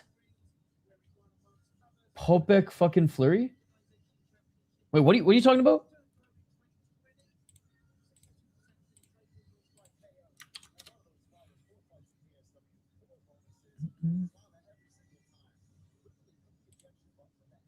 Boom! Superior rule set. Literally a soccer kick. Literally a soccer kick. Boom! Oh, see, like, soccer, in my opinion, has just become more violent than the UFC. This soccer league full of pansy-ass, fake, crying, incredible running athletes, this is more badass than the UFC. The UFC is softer than this league, which is incredible to even say, given that the UFC is a fight league and this is soccer. It was it was a great card. Like I said, low-key, 2025 and 2026 has been a good year so far for the PFL. Not every card is good. Only KSW has like a 9 out of 10 entertainment like consistency, but PFL Belfast was definitely better than I anticipated. But again, cards with hungry prospects are always good. That's why fight nights in the UFC are so much better than numbered cards. Absolutely. The medics didn't come to help him was a crazy scene. Remember when that guy got head kicked in like a regional MMA show and the medics didn't come in for like at least 2 minutes? That shit was fucked too. Nicholas, I think we're synced back together again, buddy. All right, here we go. Round 1, guys. Let's get it all. Oh, low kick by Vrtačić. 30 seconds in. Yo, Alex with another $2. That's up to $18 on the stream right now. Thank you so much, Alex. Guys, what the fuck? Keep the likes up. Yes, let's try to get to 30 likes. Let's try to get to 30 likes. There's 30 of you. Let's everybody like that stream right now. Thank you so much, Alex. You're a beauty. Vrtačić on the back foot. Odzimkowski. Again, a little bit shorter. Oh, Odzimkowski with the right hand. Yo, you're the best. I've never disputed that. So your argument is moot. Yes, I've said that many times. Oh, big shot by Vrtačić. You're still a sheep. You still are a plebeian. You still lick the boots of Dana White, and it's disgusting, to be perfectly honest, because you are not a real MMA fan. 338. In the guard, trying to roll out of his Vrtačić. Exactly. Never said that. I've always said it is the highest level. Highest level, but most boring. Yet UFC plebeians want it both ways. They're too foolish to understand that that's not how this sport works. Hence, sheep. Bah! Just follow followers blindly being brainwashed. It's hilarious. Nice takedown by Odzimkowski. Sorry if I'm mispronouncing his name. Beautiful takedown. Almost was in half guard, but now... Okay, now he settles in half guard. I heard she's doing pretty good in boxing. Mind you, not against high-level competition, but like that's boxing for you, right? In half guard, but... Oh, now he's trying to get an arm triangle choke. If he can get that right arm free, or sorry, that right leg free and settle into side control... Oh my God! Half guard arm triangle choke. Okay, he's letting it go. If he didn't have his left arm in, that shit would have been tight, man. His face was turning purple for a moment. Vrtačić looking like another first-round KO like his bro. He's on his ass now, though. I agree, middle, upper level, make a name for themselves. Fights are the best before exceptional durability and great decision-making. She got Patty in her corner. Nice. Bro, the commentator just said, Matting. That is awesome. Back up to their feet. Left jab by Odzimkowski. Odzimkowski with the left. Odzimkowski with the right. Vrtačić is looking like he's tired. Oh my goodness. Vrtačić with a nice left jab. Dude, they're both huffing and puffing, actually. They're both huffing and puffing. Vrtačić is slowed down a little bit, but I fucking can't say his name. Odzimkowski blitzes in, and he gets up against the wall. Odzimkowski. Left by Odzimkowski. Vrtačić has landed, a lot more strikes this round. Patty about to tell her to keep her chin all the way up and get hit as much as possible. Call him Albert. No, I can do it. Spinning heel kick by Vrtačić. Oh, nice 1-2 by Odzimkowski. See? Oh, and there we go. There's a takedown by Odzimkowski again. Nice headbutt ram move. Like a rock. No, wait, that's dodge. 55 seconds in the first round. Yes, sir. Yes, sir. Back up to their feet. Big right hand by Odzimkowski. Odzimkowski just ate a head kick by Vrtačić. Oh my God, Vrtačić with the 1-2. He knocks him down. Odzimkowski, 41 seconds. He's surviving. Vrtačić with elbows. This might be it, ladies and gentlemen. This might be it. 12-6 elbows. Trying to roll out of it is Odzimkowski. Odzimkowski with the up kick. Odzimkowski still eating shots. Vrtačić. Elbow again. Big right hand. Odzimkowski, he's doing his best to roll, but he's eating so many elbows. Now he's trying to trap an arm. Now he's trying to go for the leg. 15 seconds. It is not over yet. Can he defend himself here, though? Oh my God, Vrtačić with more elbows, and it is all over with 5 seconds left. With 5 seconds left. Good call by the ref. The ref gave him as much rope as humanly possible because he was moving, but as soon as he just settled like this, the ref said, "You're not moving anymore, you're done." Damn, great fight. As soon I don't even hate that stoppage. Like, if he wanted to end it earlier, I'd be okay with it. But I do like how he was talking to Odzimkowski, and as soon as Odzimkowski stopped moving and just covered without advancing, that's when they ended the fight. Definitely probably took a little bit too much damage there, but I don't think that's a Chris Taoni ref. Looked like he nearly got the armbar too. That was a banger. Damn, no. Hey, Unk had an admirable performance. If anything, I'm not impressed with Vrtačić as much as I am with old man Albert. God damn, Victoria. Love me some Levi, just saying. And we ain't talking about Richter's. I think he took too many flush elbows. Awesome one-rounder. That was a banger. That head kick fucked him up, and he was still moving. Like I said, if it was stopped earlier, I wouldn't have any qualms. Do I like when the ref stopped it in that sequence? Yeah, because if he would have let it go any longer, I mean, he wasn't intelligently defending himself. I don't care if there's 10 seconds left. Yeah.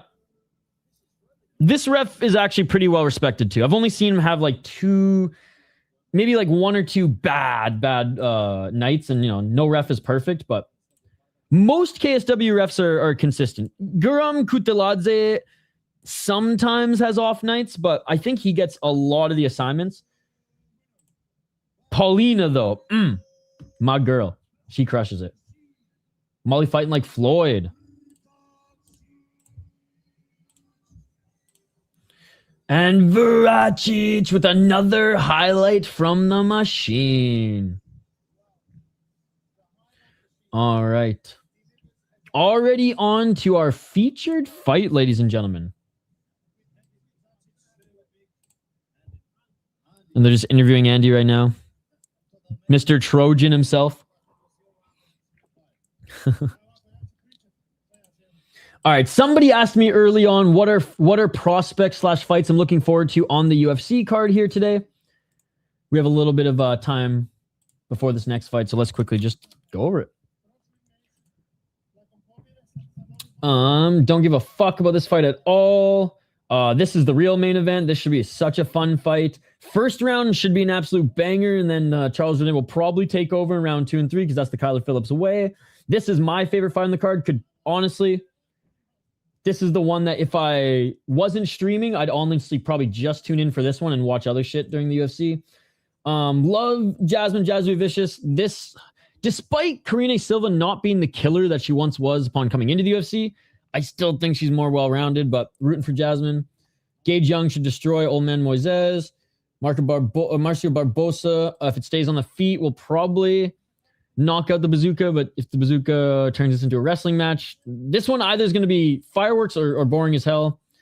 Both of these guys are pretty sloppy in their technique. I would say they're kind of both at the same level. So this one could go either way.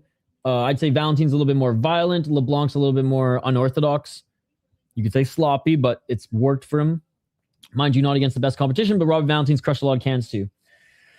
Oh, poor Boser. That's all I'm going to say. Croden probably wins. Probably not the most exciting fight. Here we go. Jamie Lynn Horth probably beats the fuck out of JJ Aldrich. Jamie Lynn Horth is so fun to watch. I mean, just an absolute kill. This fight was insane. This fight was fucking insane. Even her loss to Miranda Maverick was a good fight. This fight was awesome. Like, since her loss to Veronica Hardy, she's just fucking bit down her mouthpiece and just goes in there and goes to war. So, love watching Jamie Lynn Horth fight. Underrated women's fighter on the global scene.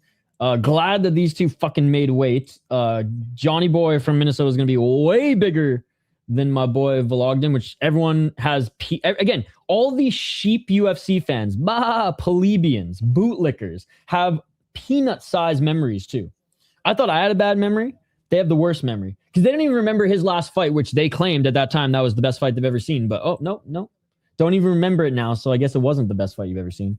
I think it was a great fight, don't get me wrong. His fight on Contender Series.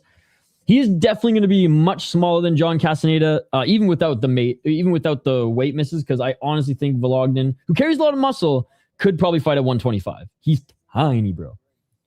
And then Siraj versus John Yanis. Way better striker, very crafty vet with a very inspiring story. He's been cleaning up the regional scene, but he got fucking head kicked by Brendao. That shit was nuts. Came back strong in BFL, but didn't fight the best guys. Anyways, there's my quick little UFC rundown. He's so fun to watch. I'm going to get to it. Why? I don't think he needs to give them a raise for them finally doing their job. If anything, he should take away some of their salary for all the shit work that they've done in 2024 and 2025. Which fight? Now it kind of looks like you in that pick. Rat garbage, baby. Looking like we might end before UFC, or at least pretty close. I say that every time, and then they go to the panel, and there's like some buffer time, and then there always seems to be overlap. But it might be close. Probably he's gonna box first because Castaneda does like to box, and honestly, his boxing is pretty good. But I think that's the path to victory for sure. Barbosa, my favorite guy on the card. He's fun to watch, bro. You should be listening to the commentary. The commentators is screaming about takedown like it was a KO. MCP16 might be making a case of the worst commentators. Oh my goodness. Do you know who they are? Martin lost. Vlogging down to scrap. Casta, not so much in my opinion. Go Mark. I disagree. I think Castaneda, like, he likes to scrap. He's a good boxer, but I think his path to victory is definitely working him on the ground. That is so funny. Yells more than me, apparently. All right, I'm just bringing back Tapology. And then we'll get to this next one. Featured fight, ladies and gentlemen, at 140 pounds. There is no should. This is mixed martial arts. Anything can happen. You guys know this. You're smart guys. She was like, what a fight. It's not a fight. Wait, what?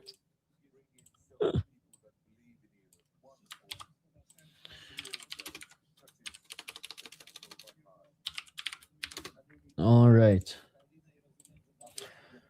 Oleksiy Polischuck is 15-6 as a pro, 3-2 in his last 5 fights. Did lose his last fight. Never been knocked out, 4 KO TKOs, 8 submissions. He's been submitted 4 times, 3 decisions. 4-3 in KSW, 4-0 in World Warriors Fighting Championship. Lost to a pretty good opponent in his last fight. Camille is 7-1 and like a legit Polish prospect, 27 years of age. I could see this guy. I could honestly see him coming to North America sooner than a lot of these Polish guys. But we'll see. We'll see. Very fun prospect. Highly recommend you guys go watch his tape. Devios was a good win at Hybrid MMA. Jabrilov was I know Jabrilov is not what he was on his come up. He's probably not who he thought he was going to be, but still a good fighter and a really good win over him in the first round. 11-3 guy as well. Azevedo's a good fighter, no shame in that. Beat Martins when Martins was still good. Was still at his peak, we'll say that. Lost to Soldayev, no shame in that. Was a champion Armia Fight Night, which is actually a pretty good league. Like, yeah, he's got a fucking hell of a good resume, man. Hell of a good resume. But he did lose his last fight. But Camille's dope. So I got no issue with that. He is going up against certified Unk in the pride of Poland, Rutek Daniel Rutkowski, who's 17-4 as a pro form, won in his last 5 fights. What a beast. The former FEN and Babylon champ, ladies and gentlemen. 7 knockouts, never been knocked out. 1 submission, 9 decisions. 5-2 in KSW, 7-0 in Babylon. And he's been fighting some bare knuckle boxing, which he got freaking poked in the eye. This fight went out 15 minutes. Jesus Christ. He got Burmese jabbed.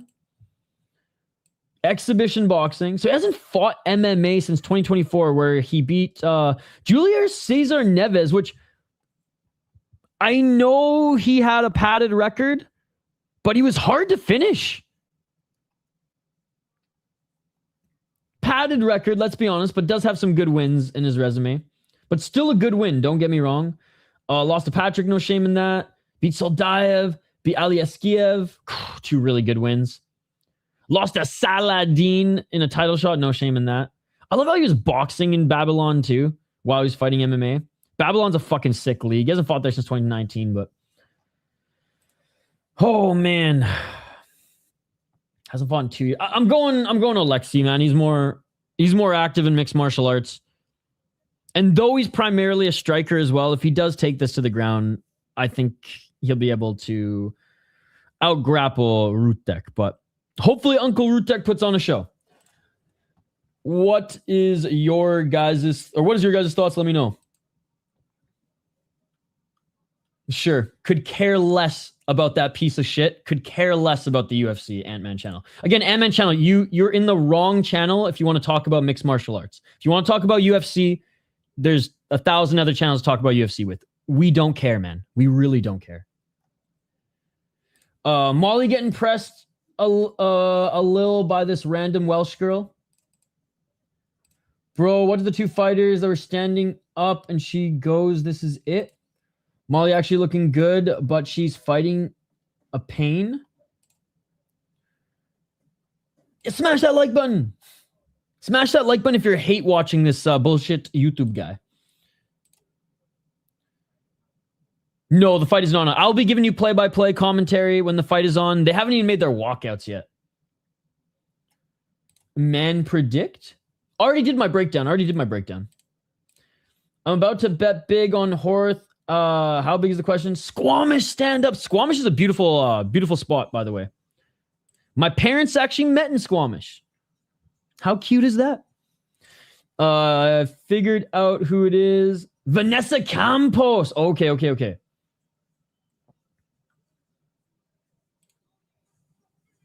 I know. They're going to fast track him because business-wise, he's going to get views. But I usually try to separate in the cage and outside the cage stuff. But fuck that guy, dude. Nalo, Herbert, Valentin, LeBlanc, Moises, Young. Hey, good luck, buddy. Good luck. Who wins? Show me the fight. What else?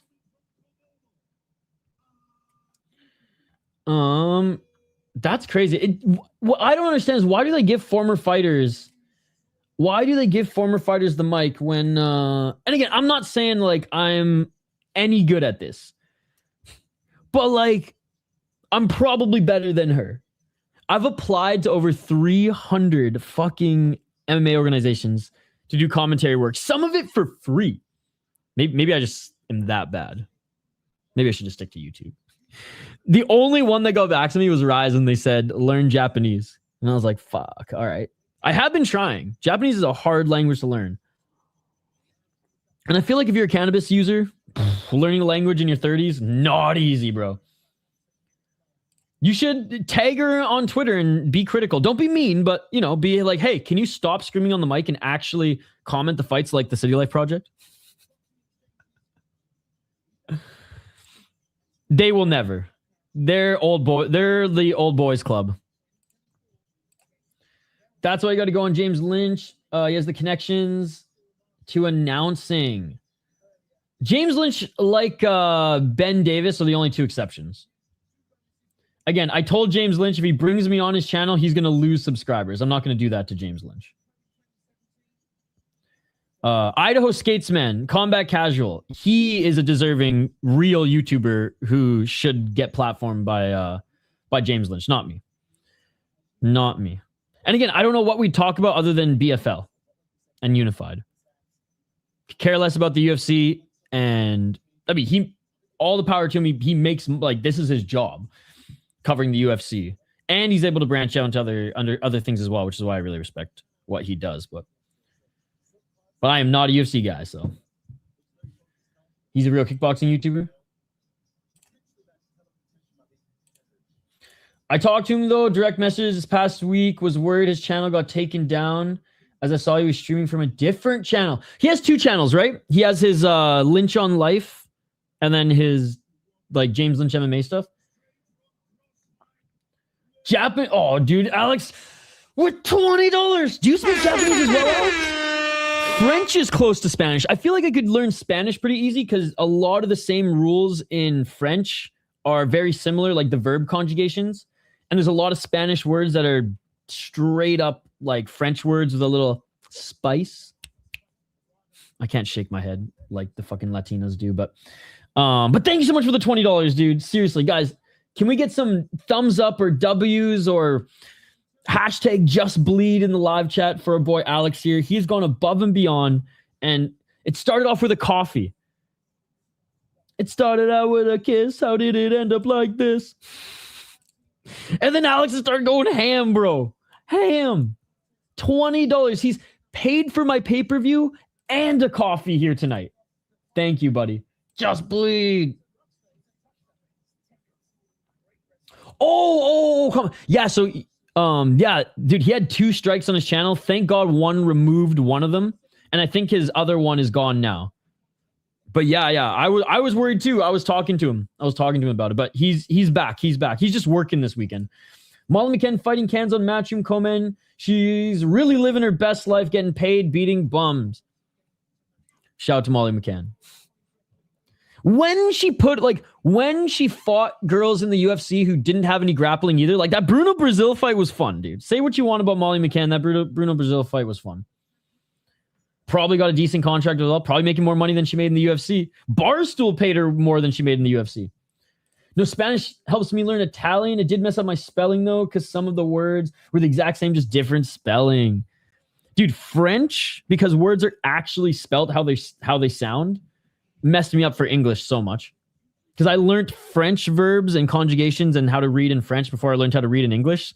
So when I started learning English in school versus just everything French, because I grew up in French immersion school, math was the worst, because as soon as I hit grade 10 or 11 math, everything went from all French to all English, and I had no idea what the words were in English. I only knew like the mathematical terms in French, and some of them were similar, but some of them were very different. Yo, thank you. By the way, both the fighters are in the cage. They're about to be announced. She's also on the Komen on the Whitaker card. Yeah, that's wild. Must be on good money to be on the Komen, of course. She also is looking good too, but it's against a 3-3 can activate. Yep. English fucked me up. Yeah, dude. There's no rules. There's no rules in English. Well, I'll say this. No, there are rules, but they're all broken. By the way, love KSW as there's no additional time. Once they're in the cage, the fight starts. Once they're in the cage, the fight starts. Round 1, baby. They do all their tail-to-tape shit as they're walking out. That, again, is why I like KSW more than UFC. Production value, it's better than the UFC. Entertainment, production. consistency. Fighters are making... A lot of the fighters are making more money. Now, the top stars aren't, but the mid-level fighters and lower fighters are making more money. I love it. 436. The circular cage. What did Bellator call it again? What did they call theirs? 426? 420 smoke him if you got him. Definitely going to be doing that after this fight. As I take our first pee break. And push-up break. Don't forget to get your push-ups in, ladies and gentlemen. Oh, nice back take. All right, back up to their feet. Body lock by Rutkowski. Rutkowski with a bunch of knees here. He's trying to take down Polischuck. Dude, I like the ref cam, how it's not on the chest, it's on the ear. Yeah, it's funny. I got a bet on her by decision. Oh my goodness. Good takedown defense by Polischuck here. He's been defending the takedown for a minute up against the cage. Good job fighting the hands. Also, the audio goes out at this MCP event for decisions. I can't believe this is sponsored by Brave. Isn't it they're like it's like Road to Brave, right? So it's very low level. Brave is probably not giving them much money to do it anyways. They're probably just like... The league is just probably happy they can put Brave's logo on their fucking poster. Yeah, Road to Brave. You've seen Road to one championship back in the day too, though, right? Like, it was pretty... Like, thank God Stamp and fucking Rich Franklin were on the card. Rich Franklin doing commentary and Stamp fighting because, man, those were some shit fucking quality fights. And just... production. Everything's Road to UFC, Road to Brave. Shout to Road FC, which is the OG Road. Oh, almost, dude. The reason the ref isn't separating them is because Rutkowski's constantly fighting for the takedown and Polischuck is defending it. But you got to imagine the ref's going to be like, hey, you got to do some action here. I know you're trying to advance position, but I've given you half a round to do it. I haven't watched any of Immortal FC yet, or like this weekend. Puck drops and Brady start and Stahl drop the gloves to start banging. The Stanley Cup playoffs are here, baby. Let's go. I'm going for Ottawa, by the way. Let's go Ottawa. Back in the day, bro, I'm new. I thought we talked about this. I'm less than a year in hardcore fandom. 158. You'll learn. You'll learn. But your casual missed it. I know, dude. I'm not even watching the Wild game today. It's game 1 of Wild in Dallas, but I am streaming Monday and Wednesday. The Leafs missed the playoffs. Fuck the Leafs, and they're going to lose Austin Matthews too. Ha ha! Suckers! 133. Yeah, I'm not even covering game 1 on the Soda Pod tonight. That's how committed I am to giving you guys your fucking UFC. God, fucking UFC. Let's go, Team Canada! Yo, Loki Day, great to see you. Wait, you missed Nalo, dude. Nalo, out of all of those, is the one who we should be looking forward to the most. He's the Nalo fight is realistically the only fight on this card I care about. Shout out to Nalo. Loki Day missed him. The Vancouver Islander. You guys know that Nalo was born on the same island as me? Vancouver Island? 52 seconds. Indeed.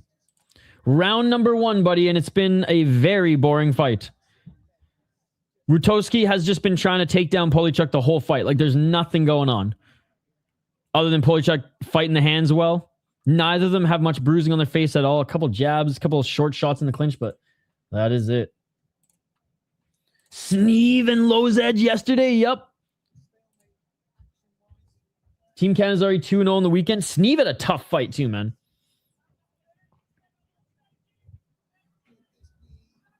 I'm not a fucking fortune teller. I don't know. It's going to be an awesome fight, though. 10 seconds. Fight's still going on. The Raptors lost the takedown. I didn't know there were takedowns in basketball. I should start watching basketball now. I know they're a dumpster team again. Rare round that you have to score on control. Horrendous. Yep. That round's going to go to Daniel Rutkowski because as good as Polischuck's takedown defense is, he didn't do any offense. He was on defense the whole time. Rutkowski won round 1 based on literally control time because nothing else happened that fight. No successful takedowns, no striking exchanges between the two. That was a stinker. Not yet. Not yet. That's the main event. We're on the featured fight. But yeah, out of all the prospects on the card, I'm most excited for Mando. Been following his career for years. Vancouver Islander like myself. Jamie Lynn Horth is a fucking beast, though. Her fights are always fun. Yeah. I mean, honestly, almost all the pretty much all the Canadians on the card, other than Malott, I'm excited for. And I'm not a Malott hater by any means. I just would rather watch his brother fight in the NHL than him because his brother puts on more fun fights in hockey. Round 2, Polischuck with a nice head kick. And now they're swinging. Yo, what's up, Justin Dillon? Good to see you, my brother. How's your weekend going? Right hand by Polischuck. Left hand by Polischuck. Over swinging is Rutkowski. Polischuck lands a left hand. Polischuck looking for a high kick. And again, Polischuck is taller, is lankier. 431. Great start to the round by Polischuck. Looking for the oblique kick. He's so much bigger than Rutkowski. That's probably why Rutkowski couldn't take him to the ground. Literally, Polischuck's sponsor says nut shot. Oh, nice right hand by Rutkowski as he steps back away from the takedown. Rutkowski got the first round, I imagine. There's not live scoring in this league, but I imagine. 405. Hey, have a great night, Alex. Thank you so much for all the support again. You're the fucking man, dude. We'll see you later. Yo, hope you get lucky tonight, Alex. Bounce. Wow, wow. Oh, big left hand by Rutkowski.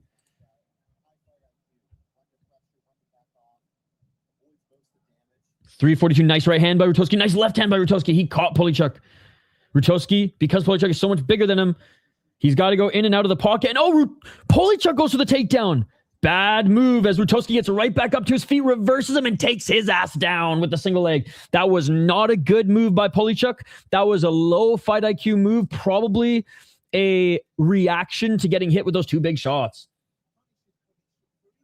Oh, hell yeah. Look at this. This guy's got a roster. This guy's got a roster, bro. Shout out to Alex Rubio, man. What a stud. 307. She's a regular, bro. This is comment of the fucking day, bro. Yes, Donovan Mitchell shot takedown. Scotty Barnes and Brandon Ingram soccer kicked him while he was shooting on the takedown, but Jared Allen put him through the floor with a suplex. Dude, I never thought I'd become an NBA fan again, but I'm sold. Yo, shout out to Rubio. I can't wait to hear you going off in Japanese commenting. Exciting rising fight in 2030. Oh, the confidence you have in me to learn Japanese by then is amazing. In the top position, here's Rutkowski. Polischuck does get back up to his feet. Good job pushing off that right knee. But Rutkowski has landed some good strikes so far this round and is controlling Polischuck again. Good defense by Polischuck as Rutkowski drops to go for the double leg. Can't get it, but now now Polischuck's knees are planted. It straight up has been lately.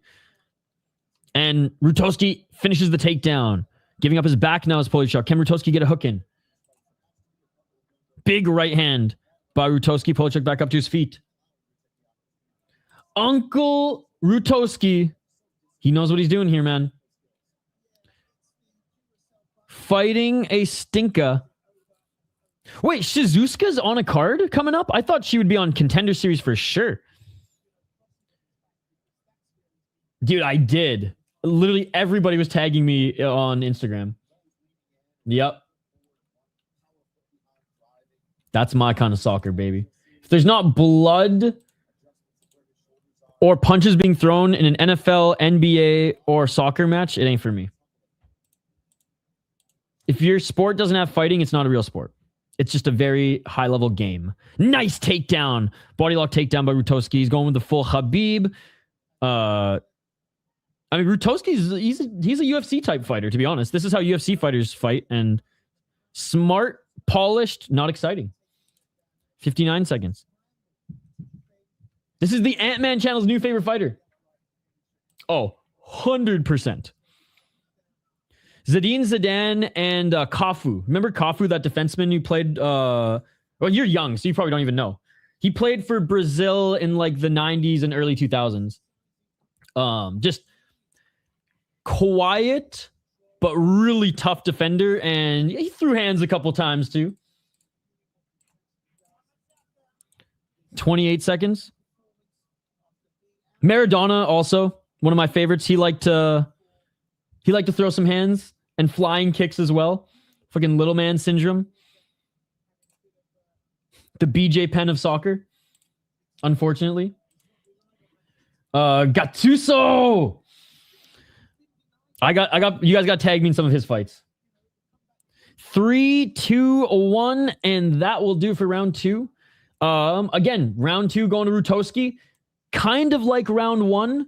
Definitely controlled time and takedown to hit and got takedowns, and that was his path to victory. But in the exchanges on the feet, he won the exchanges. He landed the better punches, the harder strikes that it actually forced Polischuck to go for a desperation takedown, which was not the good move because Rutkowski reversed it and then was able to get top control for the rest of the round. So way more entertaining round and way better round by Rutkowski.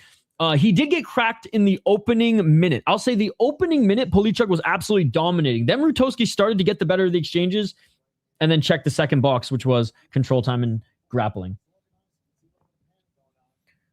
Fight so boring, we're talking soccer. Who is that? And am I going to get canceled by uttering that term? Molly's quoting Ali. Rutkowski won round 1 and 2, in my opinion. Round 1, Polischuck didn't do anything, and Rutkowski controlled him. Round 2, Polischuck had 1 minute of good striking, then Rutkowski had like a minute 30 of good striking, and then control time and takedowns. Round 3, Polischuck starting this third round strong, just like he started that second round. And now Polischuck looking for a takedown. What is he doing? This is crazy. Ole, ole. This is crazy. Did not expect Polischuck to go for a takedown here. And Rutkowski grabs his neck. Rutkowski grabs his neck, looking for a guillotine. Rutkowski is so confident he can get off his back that he just dropped for a guillotine. Skate told me he was putting on to Japanese prospects. What does that mean? And doesn't get the submission, but again, Rutkowski so confident that he's able to get back up to his feet with ease.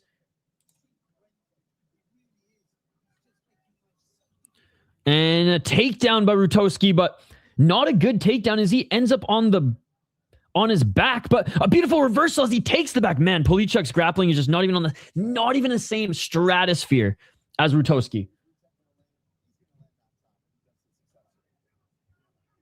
Oh, he's putting me on to some Japanese prospects?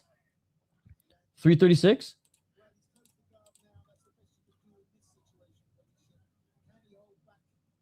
In the guard is Rutkowski, third and final.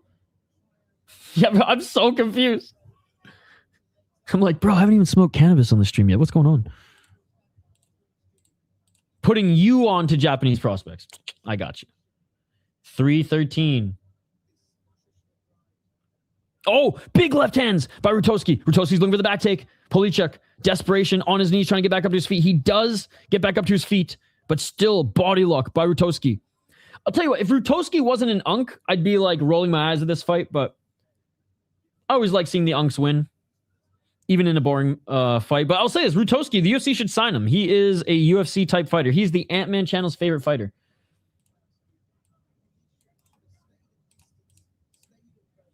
Hey, Lamona Rona Dojo. How's your day going, buddy? Guys, go subscribe to Lamona Rona Dojo's channel. One of my favorite channels. You are a mod, so if you want to link your channel or any new video or stream, please do so, my friend. Like I said, I shared you breaking down your first fight with like all my homies, even with like whether you like them or not. I shared it with like the MMA holes community too, and I know a few of those guys were like, "Oh, that's super cool, Bo." So, yeah, one of my favorite YouTube channels, one of my favorite people, Lamona Rona Dojo. Always great to have you in the chat, my friend. I am going to a little puff pass after this fight as I warm up some coffee and drain the main vein. Oh, they separate off the cage and a high kick swing and a miss by Polischuck. 152. Polischuck needs to go for Rutkowski with a big right hand. Rutkowski cracked him with the left. Rutkowski with the right. Oh! Rutkowski just knocked him down with the left. Rutkowski just knocked him down with the left. Rutkowski in the top position. Rutkowski, side control. 1 minute and 30 seconds. Yo, let's go. Going well, my friend. Trained and hung out with some buds. And yes, friends, appreciate all the love. Just hit the espresso and doing the same thing. I have an espresso machine, but I gotta start making it. Oh, looking for the neck. Rutkowski falls off the back of Polischuck. Polischuck back up to his feet, but Rutkowski, he's absolutely destroying him in the grappling. Literally, Rutkowski has made Polischuck's grappling look worse than mine, and my grappling ain't that good, ladies and gentlemen. I'm a fucking white belt with no stripes in jiu-jitsu. Rutkowski's dominating. Absolutely dominating. One round two, and is going to win round 3, almost finished the fight. 53 seconds. Absolutely dominating. Oh, Rutkowski now some ground and pound. It's not the most exciting fight. It's very much a UFC style fight. Oh, he's going to try to snatch that neck. Rutkowski trying to snatch that neck. But sometimes the unk fights, even if they're boring fights, are fun because you're rooting for the old guys. And you know what's amazing is Rutkowski's grappling is so good. Guess what he's been doing for the last few years? Bare knuckle boxing, and the guy's fucking out grappling Polischuck, who is arguably the better striker. Unbelievable. 10 seconds. Yo, Cushman, all that's been on my mind is spliffs and blunts today. 3, 2, 1, and what? Again, boring fight, but I'm very, very proud of Rutkowski. I'm rooting for them all because, oh, Canada, baby. I'm rooting for them all, but the fighters I'm looking forward to the most, I'll let you know. Jamie Lynn Horth for sure. Yeah, Mandel Nalo. I fucking love Mandel now. I've been watching him for 5 years now. So I'm excited for him, and I think the matchup's great. Jai Herbert's an awesome matchup for him. I'm excited for the Jamie Siraj fight because if it stays on the feet, Giannis is probably going to get a sick knockout. If it goes to the ground, I'm excited to see what Siraj is going to do. Jamie Lynn Horth, I'm excited for. Julian LeBlanc has been getting so much shit. And don't get me wrong, I don't think he's a polished fighter by any means, but he's by no means more polished than Robert Valentin, who's just as crazy, has crushed just as many or more cans. So I'm hoping Julian LeBlanc can shut up the haters, but I'm not super bullish. Jasmine is Jasmine, and Charles Jourdain and Kyler Phillips is the people's main event. Could care less about the main event, perfectly honest. I like watching Mike Malott's brother fight in the National Hockey League more than him fight in the UFC. And Gilbert Burns is far from the Gilbert Burns we saw in his prime. So I'm apathetic towards the main event. I don't care who wins. I don't care how long it goes. I don't care if there's going to be a knockout or a finish. I'm going to watch it. We're going to call it, but Rutkowski wins unanimous decision. But Kyler Phillips, Charles Jourdain, the people's main event. Mando Nalo, Jai Herbert, my main event. Love watching Jasmine fight. And honestly, I'm excited for this card because I think there's so many good prospects. Siraj and Giannis. That is a main event on any regional show. And it's the fucking first fight on the card. Are you kidding me? Are you kidding me? And people are bitching about this. Fucking casuals, bro. Unified rules bootlickers is what they are. Fucking casuals. John Castaneda and Vologden might be a little compromised due to the weight miss, but that should be a fun scrap as well. Like I said, Jamie Lynn Horth probably going to beat the shit out of JJ Aldrich. I hope Croden puts on a good performance. Not super high on either of them. The Tanner Boser's a better fighter when he's at light heavyweight, let's be perfectly honest. Not really excited for that fight. LeBlanc and Valentin might just be straight crack. So I'm excited for that fight. Barbosa and Bazooka, if it stays on the feet, will be, whoever lands the bazooka shot first. But Dennis Bazooka might have to stink it up a little bit because he is better than Barbosa on the ground. Gage Young should put out Moises. Should be a fun one. If Silva fights to her ceiling, she's gonna kill Jasmine Vicious. If she continues to fight at her floor, I think Jasmine might actually beat her, but that fight will probably be fun. Mandel Nalo and Jai Herbert should be straight crack. Charles Jourdain versus Kyler Phillips should be straight crack. And again, main event, I don't give a shit about. So that is that's my thoughts on the UFC card. Yeah, rat garbage himself. Yes. Oh no, he lost.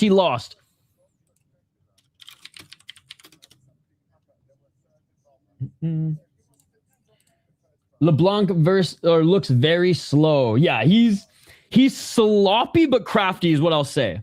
Like, I'm not gonna lie. Like, I watched this tape and I'm like, okay, this guy is. I don't think he's major organization level. I understand why they brought him on this card, but I don't know why people are saying that Robert Valentine's so much better than him. You know, like I think Robert Valentine's fun. We all kind of liked him on Contender Series. He says some funny shit online. He's the racist uncle at his Christmas parties, right? You know, we love racist Uncle Valentine. Everybody does, right? But what has he done in the cage other than 2 fights on Tough that have impressed you? So that's why I'm excited. That fight is a big question mark for me. I want to see who's better, and I want to see if the haters are just being disrespectful.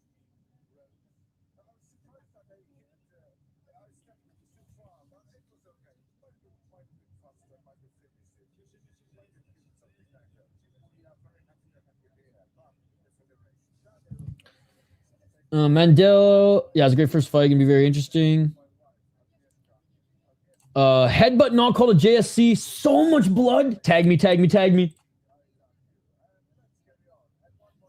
Smoking right now. Almost to Ohio. Let's go. You know what? Little puff pass.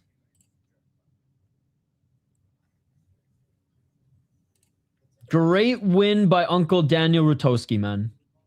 Was he the favorite coming into this one, guys? I don't have fight odds up on screen. All right. This is... My heart is beating out of my chest right now. I'm nervous. I'm excited. Even though Phil DeFree is older than me and could be like my big brother, I still feel it. I feel like I'm watching like my son fight because I want him to win so bad. Phil DeFree is the greatest heavyweight on the planet based on his accomplishments and his win streak right now, and it's not even close. It's not even close. There is not one heavyweight out there who has as impressive of a resume, who's as active, and who has a story like Phil DeFree.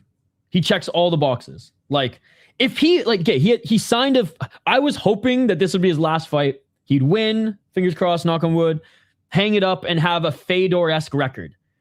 He signed a 4-fight deal. If he wins his next 5 fights in a row, do we put him in that Fedor conversation? Because Fedor fought some guys who were better than the guys that Phil fought. He also fought a lot of guys who were way worse. Phil's fought a lot of good and great opponents. Not a lot of excellent, but not a lot of cans. So, and again, fight style aside, it's crazy. Like, I'm obsessed with Phil DeFree, but his fight style is UFC style. It is not my preferred style of mixed martial arts. Yet he finishes his fights. And he's in really good shape for this. And I would say his last fight, he wasn't in as good shape. He's a heavyweight, so it's hard to say, but like, he was in fucking good. Like, you could see some of Phil's abs at weigh-ins, bro. You usually see French fries and milkshakes, not abs, all right? You usually see him like Randy from Trailer Park Boys. Oh, love you, Phil. We have to put all our hands up and give our energy to Phil to the lock to keep the streak going. What's that shit in Dragon Ball and Dragon Ball Z? When the main character Spirit Bomb. We need to fucking Spirit Bomb that shit. It's because your fucking Illinois tolls robbed Chris of all his fucking dough. The Spirit Bomb, baby. The Spirit Bomb. All right, co-main event, the first of 2 title fights. God, I'm so excited for this one. This one could be a main event. If Khalidov wasn't on this card, Phil the Free doing fucking push-ups as he warms up here. Oh man, he is fucking dialed, bro. I don't, guys, I'll say this right now. I don't show bias a lot. I try to call stuff as fair as they are. I don't let my bias, love or hate towards fighters influence my calling or thoughts. Like if Phil the Free loses this fight 5 rounds, I will say he loses this fight 5 rounds. I'm not gonna call it any differently than what I see, okay? Having said that, I fucking want Phil the Free to win. I'm gonna be perfectly honest.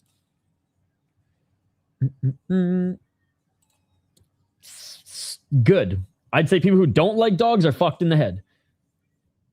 Had to wake up for the greatest heavyweight. Let's go, Half-Dead Frank. Mauricio Tocoli Barbosa, Brazil. Gotta get a pump before the fight for the ladies.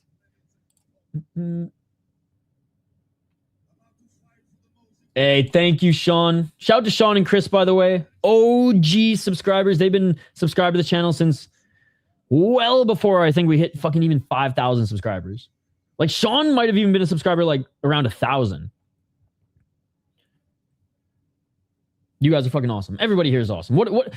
This has been such a great crowd for KSW stream, and I know you guys are like the real ones. So the challenger's making his walkout. Let's get to it. 22-10 for Marcin Wójcik, 36 years of age. So certified Unk as well. This is an Unk heavyweight fight.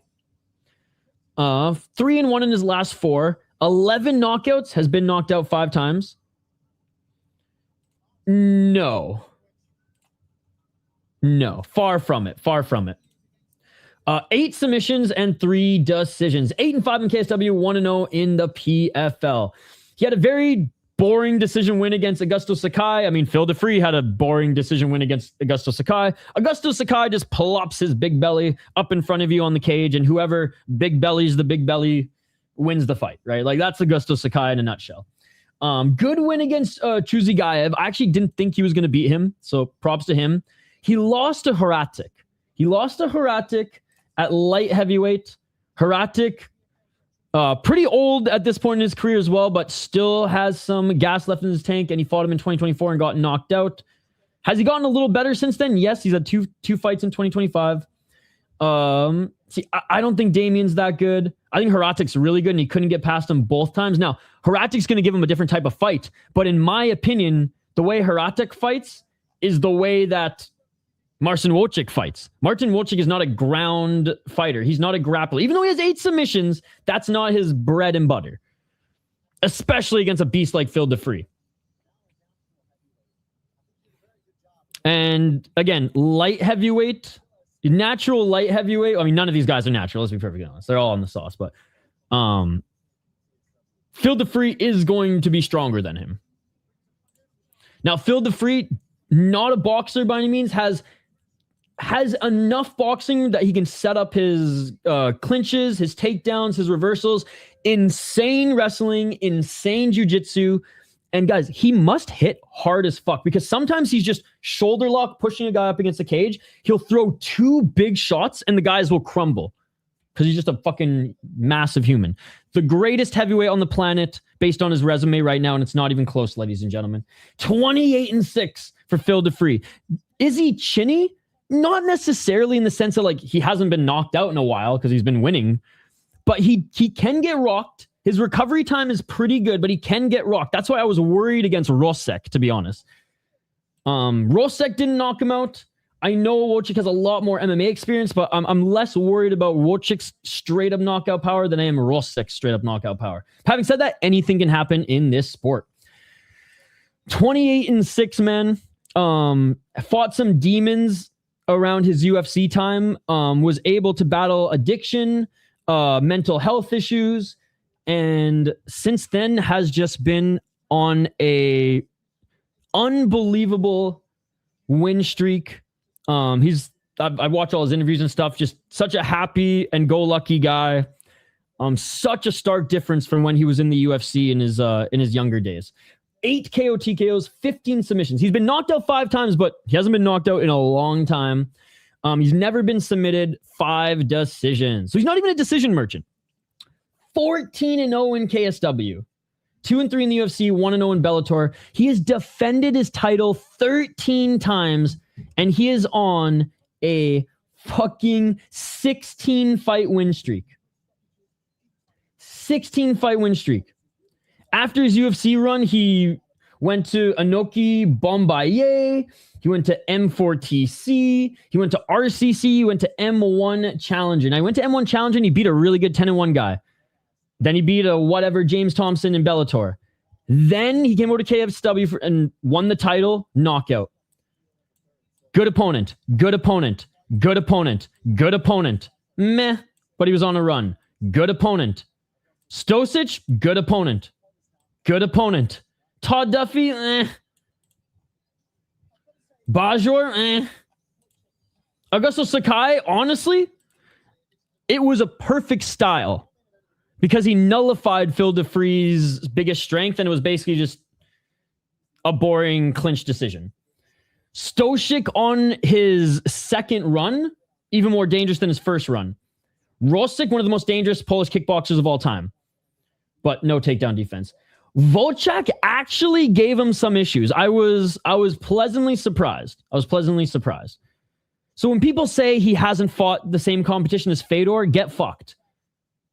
Consistently, he's fought more consistent competition. Fedor, higher ceiling, lower floor. Phil, more consistent. Could Wójcik knock him out? Absolutely. I think Phil DeFree wins, though, again. Locking it in. Yeah, I saw that. Hardy's going to get killed. I'm taking Marcin for the lotto ticket. I'm hoping for a showing by DeFree like Derek Lewis had last. Damn, it's his birthday soon, like 3 days. He's the big 40 on this huge win streak, and he just signed an extension too. 4 more fights. Round 1. Every fighter might lose, buddy. This is MMA. What a weird comment to say. No shit, man. We're watching mixed martial arts. Anybody can lose at any moment in mixed martial arts. Fun walkout song? LFA. And then a couple like really small local shows in Minnesota. 433. KSW, Dana, Stefan almost won in the first round. Oh, and Phil DeFree looking for the takedown. And he gets the takedown with ease. Wójcik had no defense. Phil DeFree just took his legs out from under him. Phil DeFree already with the back take. Yeah, Phil's not losing, son. Big right hand by Phil. Wójcik, his feet are trapped. All right, that left leg is free. But Phil DeFree doing what he does best. The ground and pound smother. 356. Phil grabs the left hip of Wójcik, trying to drag him off the cage. Phil DeFree trying to get that right hook in. If we were allowed superior rule set, Phil DeFree could just knee Wójcik in the face. Body lock by Phil DeFree. And again, in shape Phil DeFree, man. He's been a lot more doughy than this in years past. Let's just say that. Phil DeFree looking to take that right leg of Wójcik out. Can't trip him with the right leg, but still gets the takedown. Phil DeFree with the arm lock. Phil DeFree looking for that right hook. And Wójcik's doing a good job of not allowing the right hook in. Could care less. We're watching Phil DeFree right now, buddy. 311. I watch fights, not numbers. Could care less about live odds and all that stuff. I watch fights. I'm an MMA fan. 303. And Phil DeFree again gets an easier double leg here. And now he's trapped those legs again. Big right hand. I don't even know what the odds are, man. Like I said, I watch fights, not numbers. 248. Khalidov hasn't fought in 2 years, though, so just keep that in mind. Maybe $5 on the underdog might be fun, but he hasn't fought in a while. He did get an upset victory in his last fight, but he hasn't fought in a while. Wójcik back up to his feet, but Phil DeFree again takes him down. I will say, Wójcik has done a good job of not allowing Phil to get any hooks in, because as soon as Phil gets that right hook in, he's going to pull him back, take the back take, and go for the choke. But he's just been manhandling Wójcik right now. Oh, Phil trying to cheat a little bit. He tried to jump on the back without any hooks and almost fell off, but still able to hold Wójcik with that body lock. Shoulder lock now. Oh, he's trying to sneak that left arm in. He's trying to sneak that left arm in under the chin. Yeah, I'll say Wójcik has done a great job of keeping Phil off of his back with the hooks in. But Phil has been absolutely mauling. Oh, Phil got the left hook under the chin. Phil, no hooks in. He's trying to get the rear naked choke with no hooks in. Phil, rear naked choke with no hooks in. Now he's looking to get into mount. Back mount. He's got the hooks in now. Oh, he's fucked. Wójcik is fucked. Left hook. Oh, good actually scramble. I was wrong. Wójcik got a good scramble. Phil DeFree lost the hooks, but he's still on the back. Yeah, dude. He's cheating a little bit to get the back take here. Like, he rolled there when he didn't have the hooks, but he's so confident in his grappling that, yeah, he just completely reversed Wójcik again. And now he's in side control. That's like, Phil's cheating a little bit to try to get that rear naked choke without any hooks in, because Wójcik clearly drilled hook defense. And he's doing a really good job with that. But the only thing I'm praising Wójcik for right now, oh, choke, rear naked choke, it's over. Phil DeFree got the choke and is all over. The greatest heavyweight of all time. The fucking greatest heavyweight of all time, ladies and gentlemen. He's the best. He's the best. The greatest heavyweight of all time. Didn't even have the hooks and got the rear naked choke. Barely broke a sweat. Barely broke a sweat. The greatest heavyweight on the planet. And it's not even close, chat. He just signed a 4-fight deal. He's going to go down as better than Fedor, man. 4 more fights and he is the GOAT of heavyweight mixed martial arts.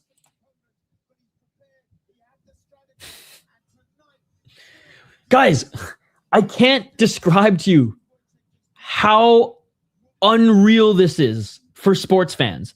We are watching history be made. You can't, though. You can't argue for him anymore. Oh my God. Phil DeFree won. First round rear naked choke. Gonna OD on deep with that Future Kings and Tokyo Impact card. Time for Phil to chug a beer. He didn't even have the hooks in, man. He got that left arm under and just pulled up on the chin. Oh God, Wójcik's neck's gonna be sore for a few days, man. 29 wins, 17 fight win streak, 14 title defenses. Unbelievable. And didn't fight cans. Fedor fought higher ceiling guys and also lower floor guys, whereas Phil's only fought good guys.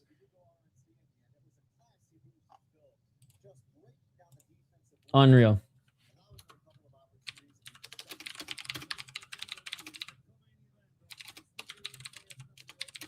I'm just tweeting right now.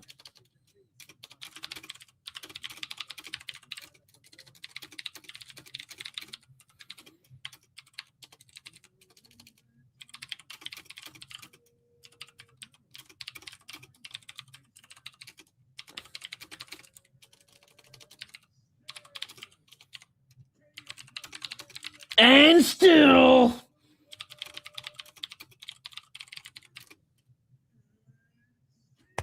get this man a beer, ladies and gentlemen. Fuck, I want a beer to chug after this.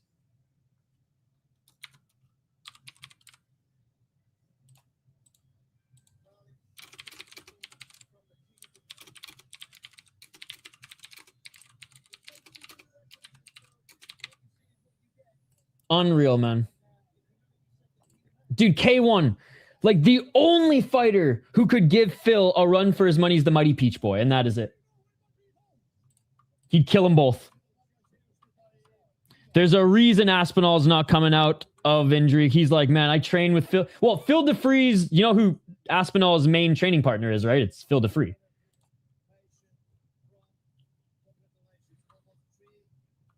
I think Gon loses faster than he did against John Jones if Phil DeFree fought him. He's turning 40 in 2 days, bro. And he's in the best shape of his life.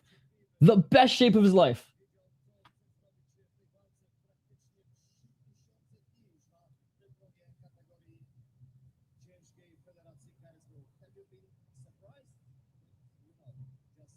Ben just got an easy. Who's Ben? Oh, Ben Whitaker. Ben Whitaker. I'm honestly, I'm not a fan of Ben Whitaker because when he finally took a step up in competition, it showed that he's not as good as he's not as good as the showboating maybe made him look. So I don't really have any interest in watching him fight anymore. I used to. It was fun in the beginning, but now it's just like, you're actually just not that good. You're fun, but you're not that good.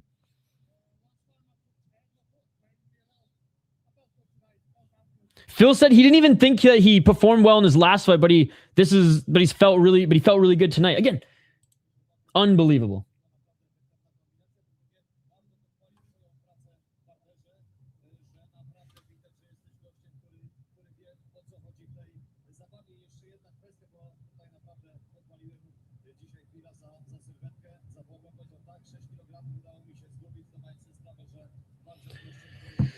No, that's illegal. You're a smart guy. You know that. That's illegal. You're a smart guy, right? Or are you dumb? I think you're smart. I think you're smart. You're a smart guy, right? You're a smart guy. You're a smart guy. You're a smart guy. Chat, can we get some smart guys in the live chat? Show us the fight! You are a smart guy.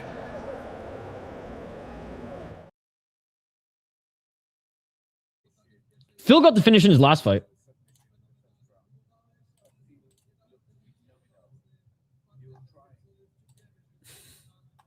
Dude.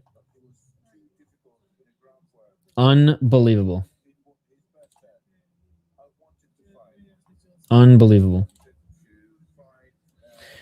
I know I have to keep talking, but like, I have goosebumps right now. Guys, I love this sport more than anything on the planet. If you guys don't have goosebumps right now, that you are continuing to witness history in real time, I question your MMA fandom. Honestly.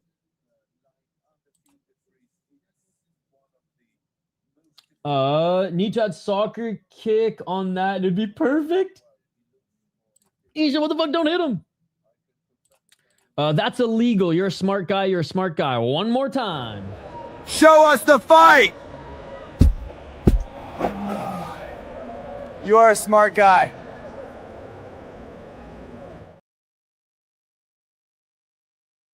Yeah, Michael wants our channel to be shut down, dude.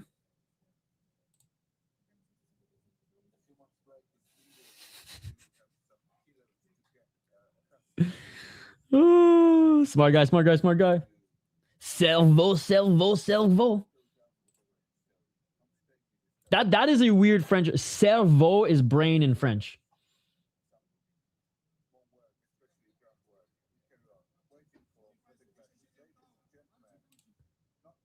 Oh, fuck. Apparently not a smart guy, not a smart guy, not a smart guy. Well, how you doing, by the way, Cannon Arm? Good to see you still here, my friend. The only reason I sound a little cheeky right now is because I am hangry. I meal prepped, though. So literally right after KSW, I'm going to like warm up some food, muck that shit, and then we'll jump over to UFC. My UFC stream is up already. So if you guys want to come hang out or like the stream already right now, make sure that you got it saved and ready to go. Here it is. Here it is. Here it is.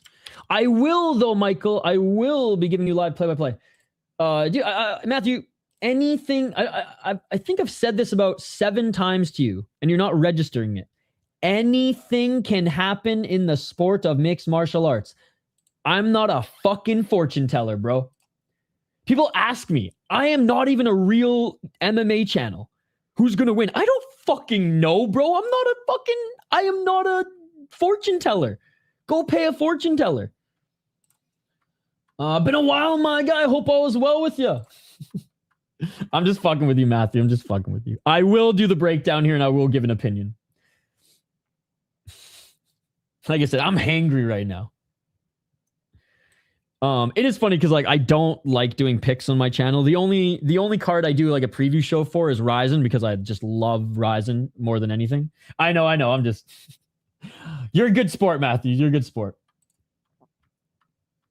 You excited for summer, by the way? You got any big plans? I'm starting to put some summer plans together. I'm excited. I'm going to do a 3-day like cycling trip on the Paul Bunyan Trail, loose line and then Paul Bunyan Trail. And I'm going to go from like South Minnesota to almost the Canadian border to my buddy's cabin. And I think it's going to be like a 3-day bike ride. 4 days, 3 nights. So I'm super stoked for that. Yo, Chris, you need to get your ass out to Minnesota and we can do that bike trip together. That'll be a fun one. You can also bring my bike on the plane for me. So I don't have to fucking spend $200 of shipping. I can just wire you fucking $80. I'll wire you $80 USD so you can get an extra 30 on that shit. But yeah, Chris, just saying, say there's a really good LFA card this summer and you want an excuse to go on a sick biking trip and stay at my buddy's cabin. I think end of July or August, I'm going to do a 3-day or 3-night, 4-day bike trip. Oh, our girl, Chris Cushman, Victoria. I mean, she's making Sydney Sweeney's Gene ad look like fucking gay porn. God damn, dude. How the fuck does she make 125? That's what I want to know. And why the fuck isn't she not on Contender Series? This fight seems a little moot. But whatever. Yo, keep me posted, and I'll keep you posted. Oh, are they gonna kiss? Yo, this is giving me Claudia Gadelia Joanna vibes right here.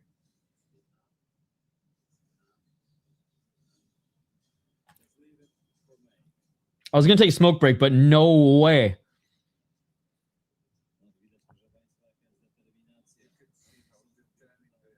There's definitely tension here. But I'm not gonna lie, it's kind of hot.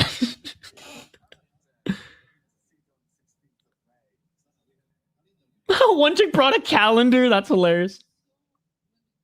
I have no idea who she is, but she was cornering one of the other fighters.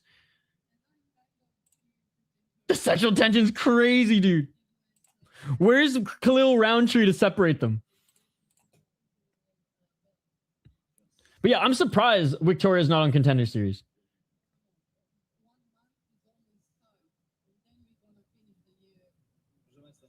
I mean, the calendar shtick didn't really last, or didn't really hit, but she tried. Dude, hell yeah. Yeah, you'll be ready. You'll be ready. I've been training too. I gotta start getting on the bike again, but I've been doing a lot of plyometric training, getting my core and legs back into non-cramping stage. So you'll probably end up setting the pace, to be honest. But if you're serious, we'll talk. And yeah, you can stay at my place. I'll cover our fucking camping food and shit. My buddy's dad will cook for us the whole time we're at the cabin. And then we can maybe get a ride back if we time it where like one of my buddies comes up too. And there's some awesome breweries. The Paul Bunyan Trail is super cool. And yeah, in Hackensack area where where Final Destination will be, gorgeous. Oh, okay. How many more fights does she have, do you think? Or do you know? Oh, no, that's right. She signed an extension recently. That's right, Chris Cushman. Thank you for reminding me. My issue is, like, she's a little chinny, even though she's young. And, like, I just want... This is the rare occasion where I want to see a girl in the UFC sooner than later. Oh, 100%. They know that it's funny because that was when the Ultimate Fighter was kind of on the downtrend. And though Joanna was popular, I don't think people expected to see the animosity and like the fun season that we saw Rousey and Miesha Tate coach. But we saw that and some, which was awesome. I mean, Joanna, one of the greatest female fighters of all time. For like the whole 360 package, right? And I'm not just saying like looks wise, I'm saying everything. Like marketability, brand ambassador to every league that she's fought in. Super easy to work with from what I've heard. I think she's going to try to get that belt before she leaves. Hey, fair enough, man. Fair enough. Claudia now doing financial advice, Zoom calls. Yeah. Yeah, she actually like didn't fuck around and waste her money.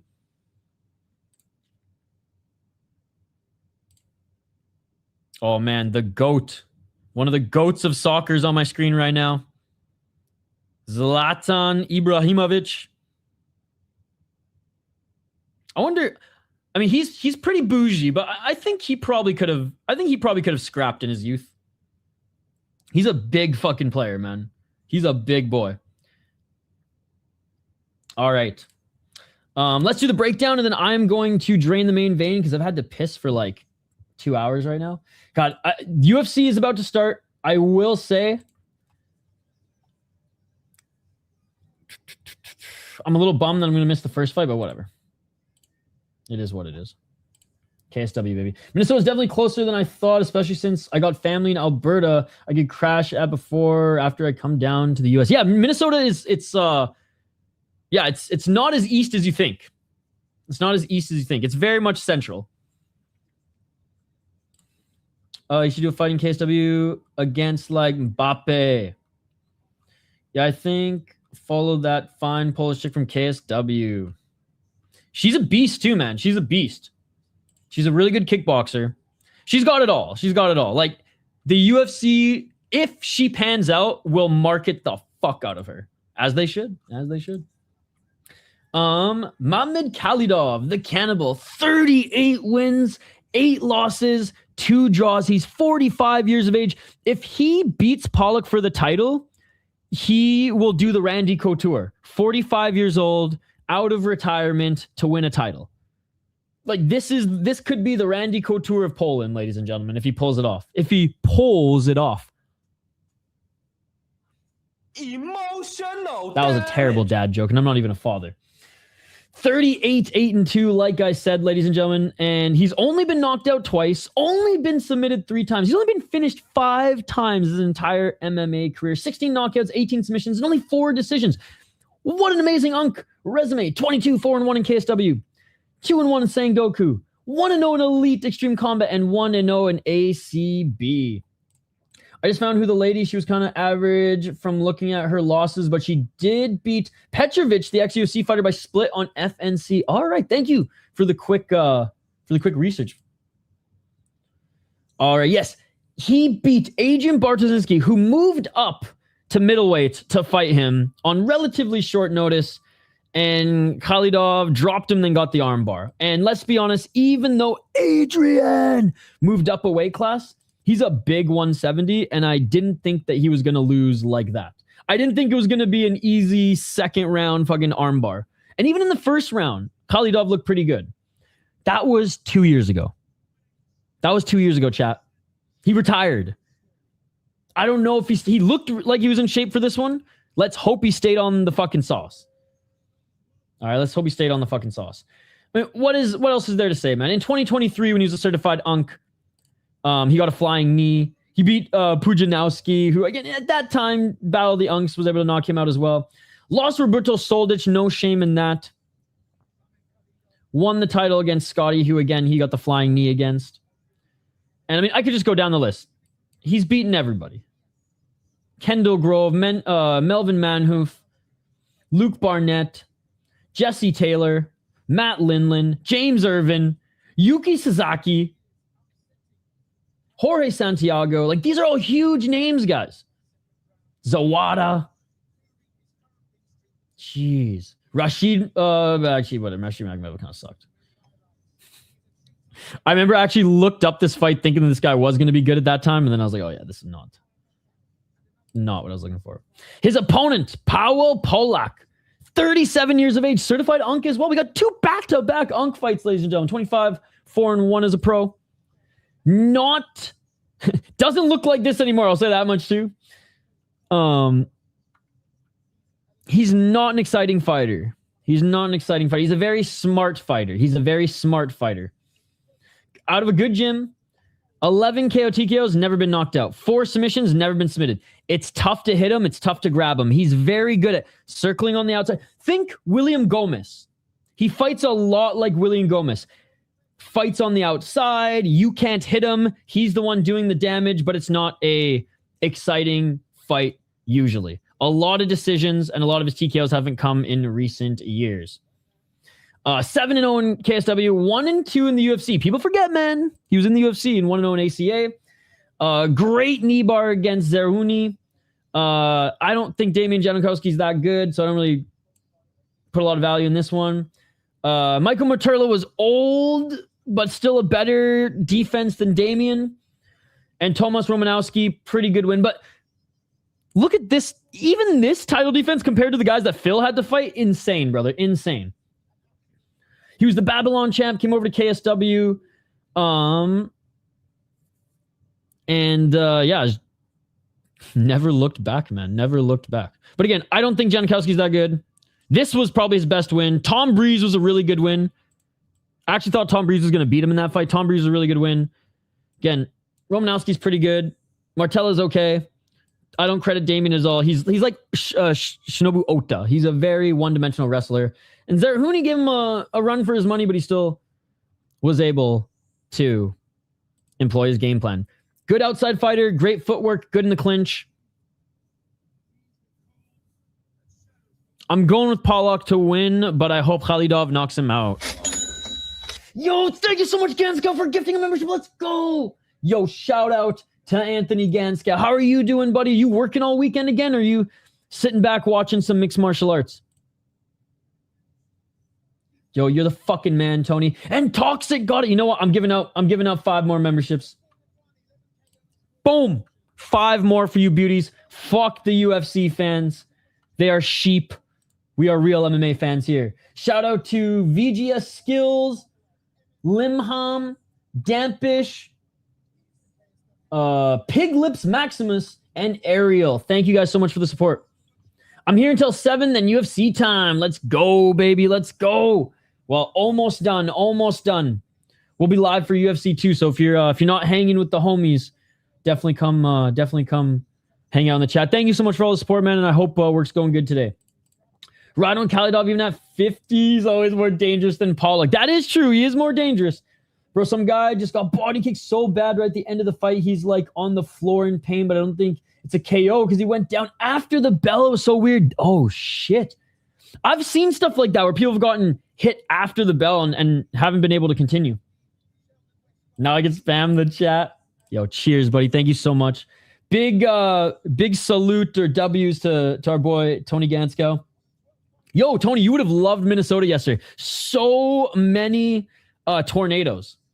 There were so many to chase yesterday. Hella people that don't talk. Let's go.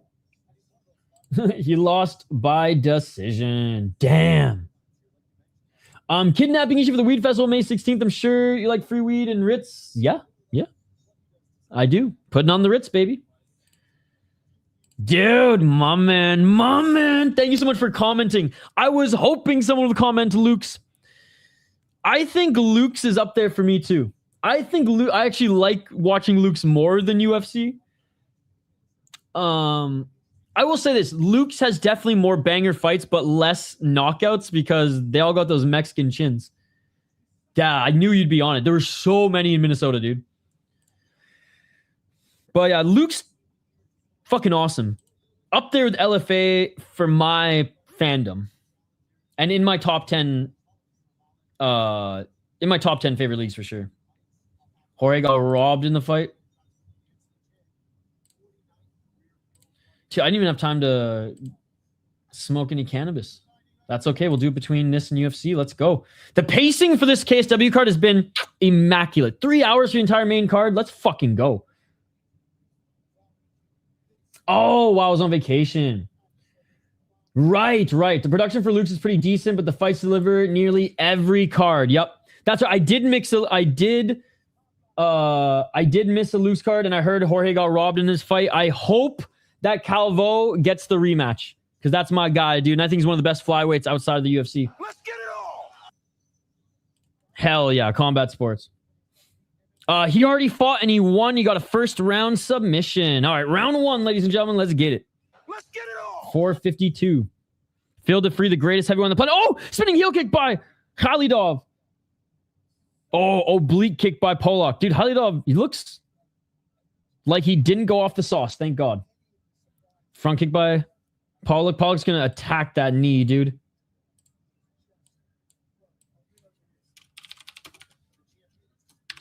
Pawlak missing with the low kick. Oh, Khalidov the right hand. Me personally, with 5 rounds of MMA, it's the worst 5-round MMA robbery I've seen. I didn't end up watching the fight because I saw I lost and I was like, I don't even want to put myself through that.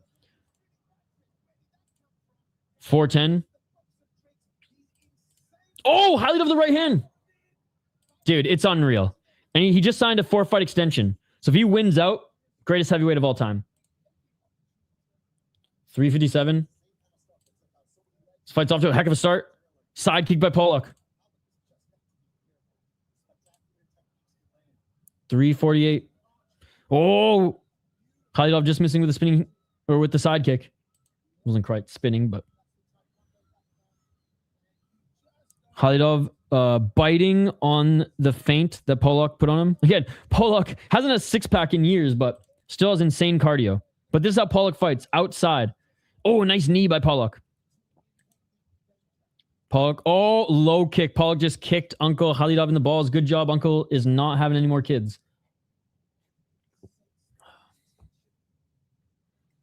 And we'll have a little bit of a break here as Khalidov recovers. Bro, steroids or no steroids, I better be in that good of shape when I'm 40. Yeah, the toes hit the toes hit the gonads. Small ref, yeah. He's good though. He's good. He's had a really good night so far.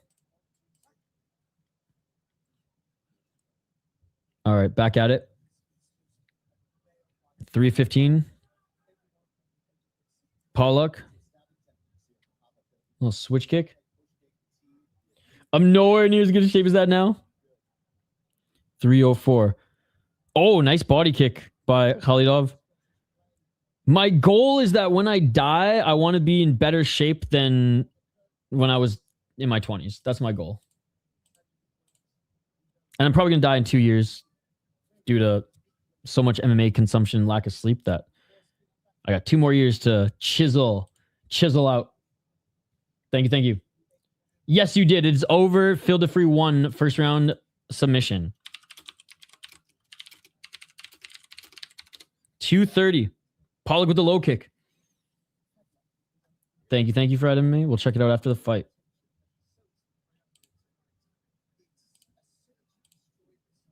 Oh, Khalidov with the front kick. 213. This is 5 rounds too, so we'll see how Khalidov's cardio holds up. Oh, big right hand by Khalidov. But doesn't look bad yet. Some boy dat de free. He's the best. He's the best. He's the greatest heavyweight on the planet. 147. This one's going to go 5 rounds, I think. 141. Low kick by Pawlak.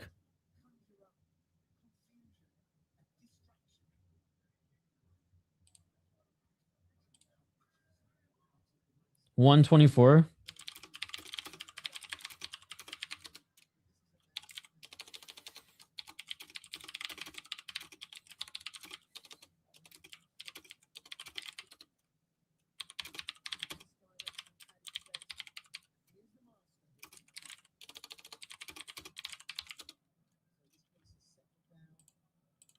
One minute. I think he beats every single heavyweight on the planet. He's the greatest heavyweight of all time. 51 seconds.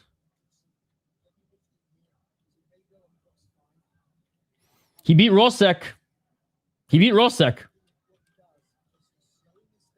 Prayer definitely has better takedown defense than Rosek, but heavyweight, come on.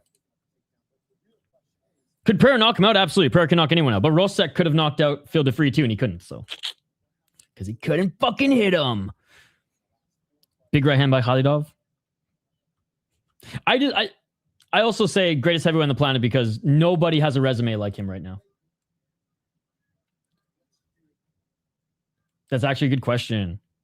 I think it's like if he fought Rosek again, except Prayer has a little bit better takedown defense, but Rosek's bigger than him. Oh, spinning heel kick again by Khalidov, but he slips and Pawlak jumps on him. And a couple up kicks by Khalidov, but that is it for the first round. Oh, man. It's a tough round to score, buddy. I'm giving the slight edge to Pawlak, but I hope the judges gave it to Khalidov.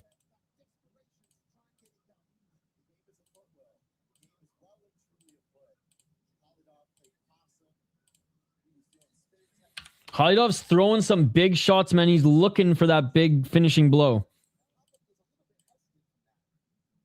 Mamed 1-0. I hope so. I hope so.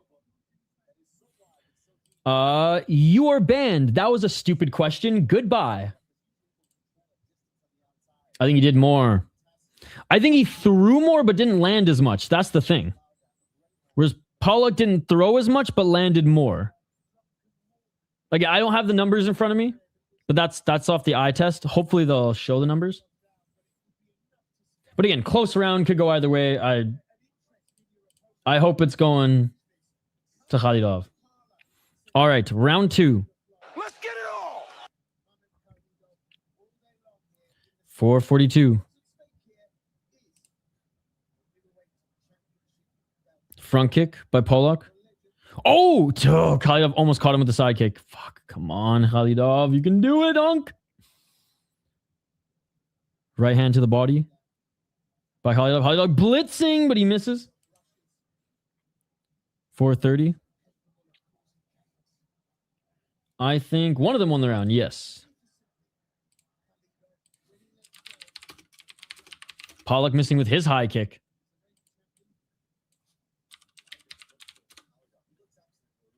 $413.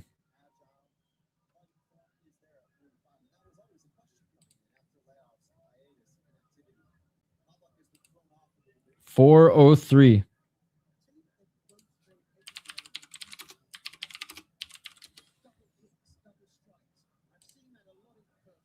Oh, Pawlak with a 1-2. Khalidov, he answers with a blitz and he lands a left and a right of his own, and that actually did some damage. Pawlak didn't like that. Pawlak, yeah, the commentary said it. Taken by surprise there indeed. 336. Body kick by Pawlak.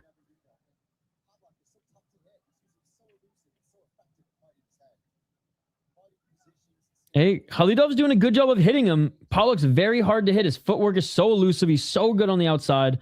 He's constantly circling. Body kick by Pawlak's doing a good job, though, going for the body, trying to slow down old man Khalidov. Front kick by Pawlak, little switch kick. Pawlak with a front kick.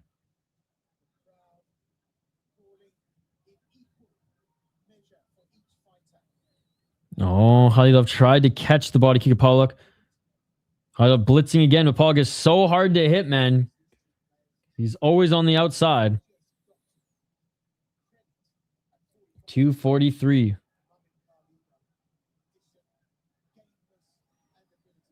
The feints from Khalidov are getting easier to read by Pawlak. Low kick by Khalidov, but Pawlak checked the kick and is continuing to walk forward. You can see Khalidov getting a little annoyed here. Oh, nasty oblique kick by Pawlak, and it forced Khalidov to switch stances. Oh, Pawlak with a front kick just nicked him. Body kick again by Pawlak. Pawlak's definitely winning this round. His shots are landing. Khalidov talking to the corner of Pawlak. Spinning back fist attempt by Khalidov. Very telegraphed. Khalidov missing with the right hand. He does look like he's starting to slow down a little bit. Those body kicks from Pawlak, though, probably added to that. I think that was a very good game plan by Pawlak. Attack the lead left leg and the body. Slow down the 45-year-old. And again, 5 rounds. I don't care how much EPO you're on. If you're 45, 5 rounds, you're going to be huffing and puffing.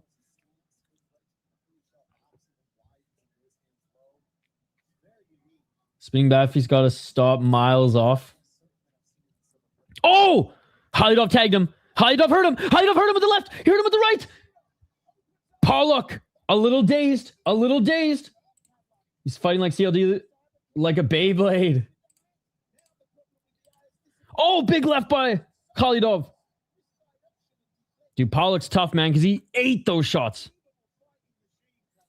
He's being pretty patient. He's smart. He's fighting a smart fight. He's blitzing when he finds the entries, but this is a high-level fight in the sense that it's going to be technical because Pawlak he's not necessarily a counter fighter like MVP, but he fights on the outside. And every now and then he'll enter, he'll score points, and then you just can't hit him.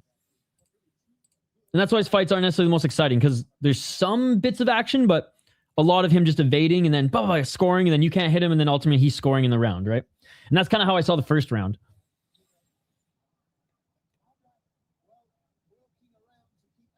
Oh, another right hand by Khalidov. Khalidov might have won back this round because Pawlak definitely outstruck him with those body shots and low kicks for sure. But the shots from Khalidov are way more effective. Could be 2-0 Khalidov, but I got it 1-1. Because imagine his fight with Leon was a horrible watch. It actually wasn't that bad. Leon was a lot more hungry back then. I was a fan of Leon for a while, but this current version of him is just... it's over, man. The Edwards train is over. Siraj walking out. Let's go. Again, really only care about KSW right now. We'll get to UFC later. Unfortunately, I'll have to watch the Siraj fight back before Deep.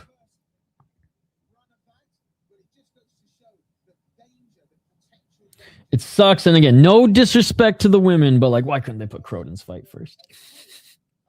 Horth, no. I want to see Jamie Lynn Horth, but why couldn't they put Croden's fight first? Let's be honest. Hopefully Croden shuts me up and gets a sick finish. All right, round 3. Is the Peachy boy on it? He's not on this one. I don't know when he's coming back, dude. All right, round 3. Who are you guys going for in the UFC fight, by the way?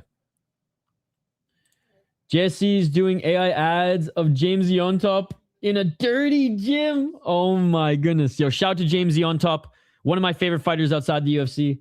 That's going to be something. Oh, and another low blow. Pawlak kicks Khalidov in the balls again. Take away point. Take away point. Take away point, ref. That's 2 kicks in the balls. Yo, shout out to Jamesy on top. I love that he's doing side quests in UAE Warriors and leagues like this. Take a point. This UFC fight is like a Fury FC versus BFL matchup. Yup. It's a main card on any regional it's a main card fight on any regional MMA card. So many side quests. But they're MMA side quests, which is good.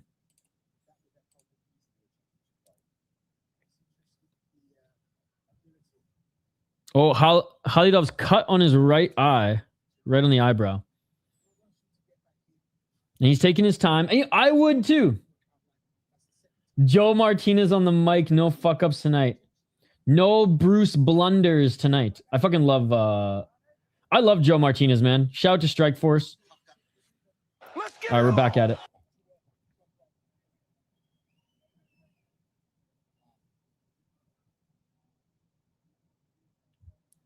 $4.26.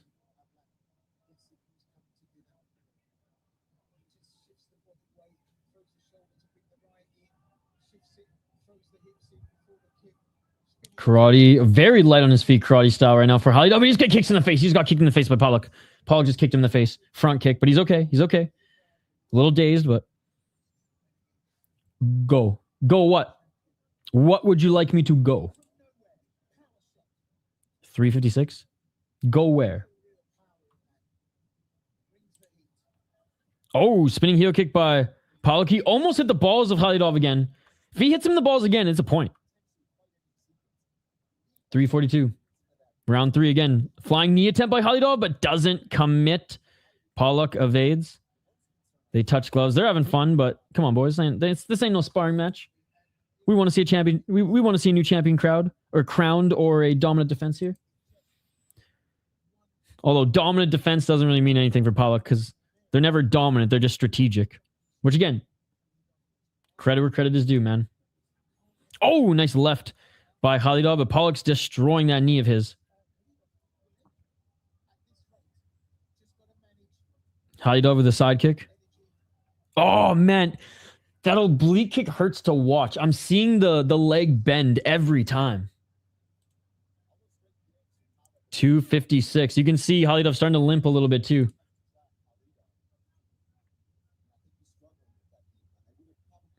Pawlak with a front kick. Oh! Spinning heel kick by Khalidov, and no joke, Pawlak ducked. It was half an inch off. Half an inch off. That would have knocked him out. Khalidov slips. Pawlak looking to enter his guard. Pawlak, let him stand up. Pawlak kicking the legs. Khalidov on his back, inviting Pawlak into his guard. Come on, ref. Pawlak not entering the guard. He's just kicking the legs. Come on, ref. Fuck. Let him up. Holy shit, dude. Let him up, ref. Too much time. All he's doing is kicking the legs. He's not entering. It's been 40 seconds. Ref. Jeez. Okay, well, Khalidov just did it himself.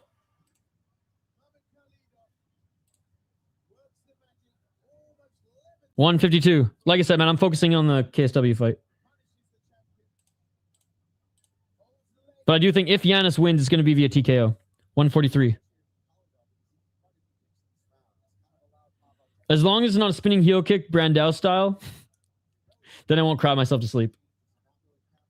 133.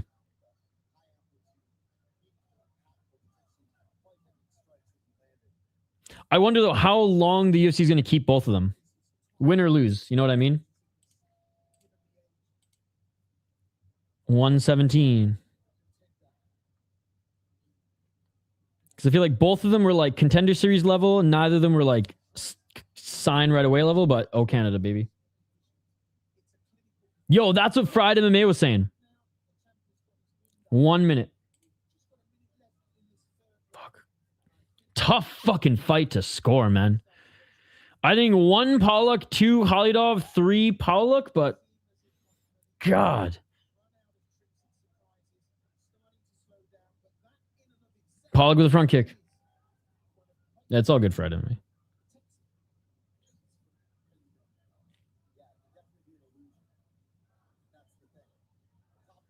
Pawlak low kick. Khalidov switching stances. Khalidov loaded up that right hand, but it just missed. Oh, Khalidov with the right. If he can just load up these counters and go for a Hail Mary. Fury FC clears, apparently. Don't say that. Don't say that. I was scared for Siraj on the feet, but I thought if he got it to the ground, it'd be all him. Damn. And that is it for the third round. Hey, good job for Giannis. Good job for Giannis. First round, maybe a toss-up. This is a tough one. Impressive for the 45-year-old. Honestly, absolutely. Absolutely. Yeah, first round definitely could go either way. I'm leaning Pawlak. Round 2, leaning Khalidov. Round 3, leaning Pawlak. But, like, who knows how the judges are scoring this one? There's no control time. So that one judge who's been loving the control time here today is gonna be interesting. 2-1 either way. Yep.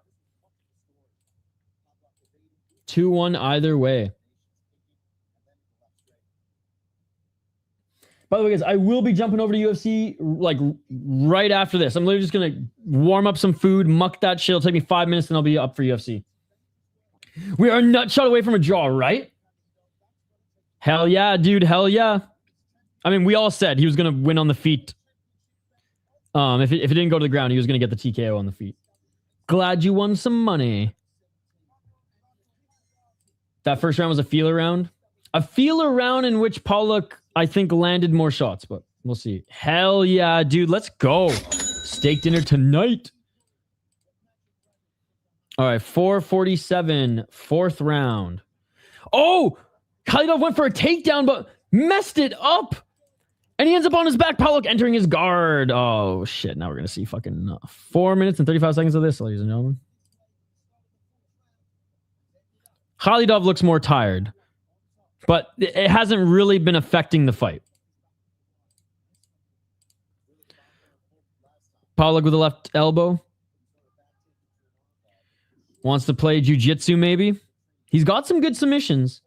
Pawlak is so good at just staying knees planted in guard and not moving nor allowing you to move. Again, Pawlak is really a UFC level fighter. Doesn't get in too many scraps. Wins decisions. UFC, baby.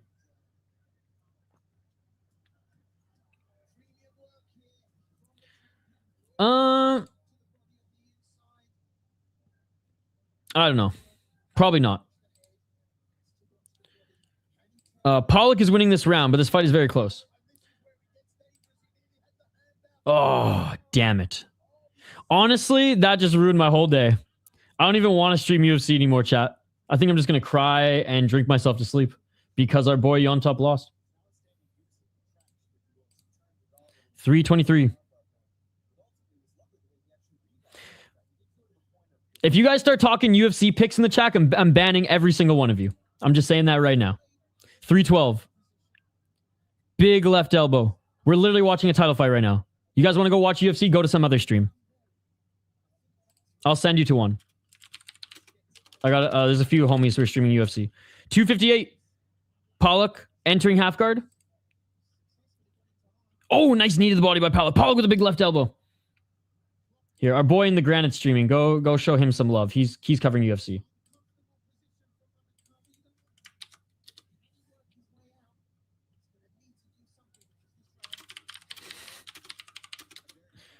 They massacred my boy. Oh, dude.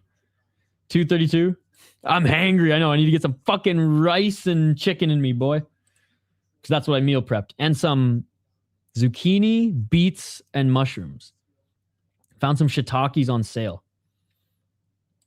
Khalidov's eyes swollen. I think the fight's going to be a war, but John got the advantage for sure. Size and reach. And he came in overweight, so. Vlogden, I think, has to start fighting at 125, but we'll see. 2 minutes, and again, Pawlak in the full guard, landing a big elbow. Yeah, Khalidov's right eye starting to swell. He's a cut right above it, too.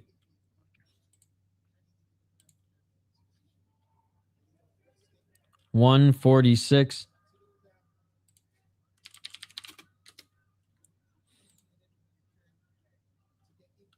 Don't worry, guys. 10 more minutes, and you'll be able to talk as much UFC as you want in the chat.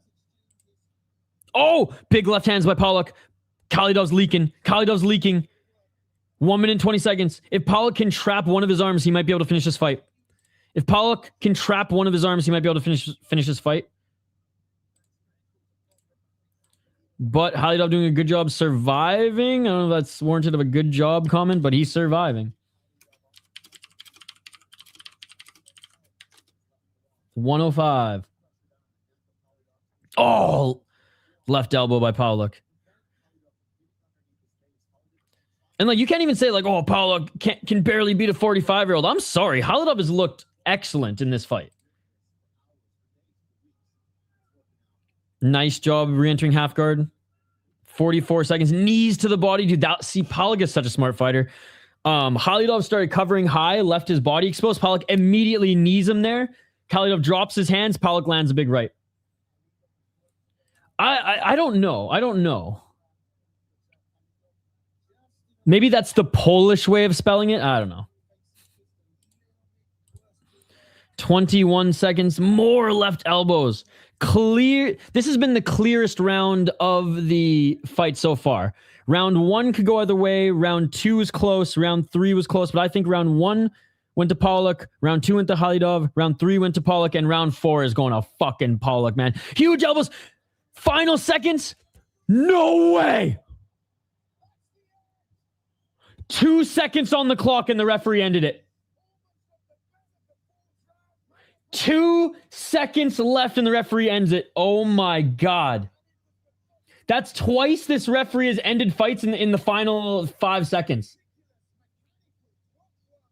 This the second time the ref has finished the fight twice in the final 5 seconds. Khalidov doesn't seem to be contesting it, though. This ref has been doing good work, so I'm going to trust that that was the right move, but holy fuck, he was eating some elbows there. Thank you for the commentary on this long drive. Plural or singular? I'm very confused. Plural or singular? Get your verb conjugations together. Again, UFC sheep. They don't even know how to fucking use verbs, ladies and gentlemen. Thank you for commenting on this long drive. I hate missing KSW, but the trip was worth every mile. Hey, I'm glad you had a safe trip. I'm glad you were able to hang out in the chat and listen while you were driving, and we'll be back in a little bit for UFC. I don't think the Canadians are going to clean up like they did on the Vancouver card, to be like serious for a second. But I still think there's going to be some great prospect showings from, you know, Canadian, American, whatever. It doesn't matter. There's going to be some good prospects on this UFC card. And if I'm actually a little bit excited for UFC card, it means it's probably going to be a good card. It could be a stinker, but I think we have enough hungry prospects. Well, there you have it, ladies and gentlemen. Khalidov couldn't quite do the Randy Couture, couldn't quite win a title coming out of retirement at 45 years of age, but he gave more than just the old college try. He looked excellent. He looked excellent in this fight. Very proud of him. Pawlak looked like a UFC fighter. Boring but smart. Pawlak won 4th round TKO with 2 seconds left on the clock. All right, quickly, we'll just go over everything. Decision, sick fight. Tobias Lee almost finished Decowski. Sick fight. Highly recommend you guys go watch that one. It's free on YouTube. Great knockout. Boring first round and a half, and then ended up finishing the fight at the end and looked good. Great fight overall. Marcelo Morelli is a G. Andi Vrtačić with a good, I don't want to say comeback win, but like Albert was looking good and he ended up finishing him. Boring fight, but really cool to see. Uncle Rutkowski leave MMA to box and then come back and absolutely manhandle Polischuck. Phil DeFree, the greatest heavyweight of all time, and it's not even close. Absolutely destroyed Wójcik. First round submission. And Pawlak, 4th round TKO against the legend that is Mamed Khalidov. Oh, I'm feeling for our boy Khalidov, but you know what? He had such a good fight. You can't even be too upset.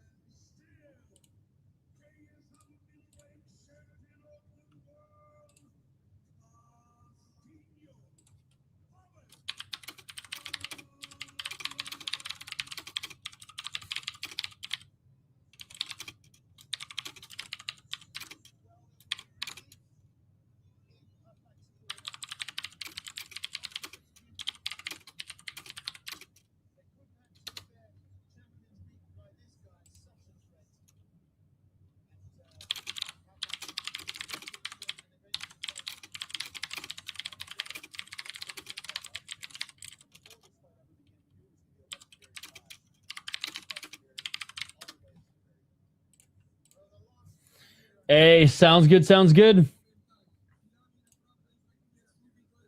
All right, guys. That was it. We have to get through a fucking UFC card to get to the real main event of the weekend, and that is Deep. Very excited for Deep.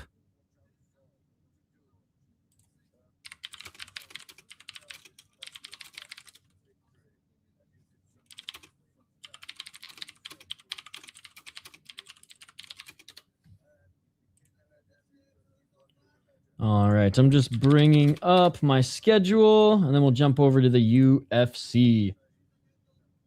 Again, I shouldn't be too long. Half an hour at most, 15 minutes minimum. Main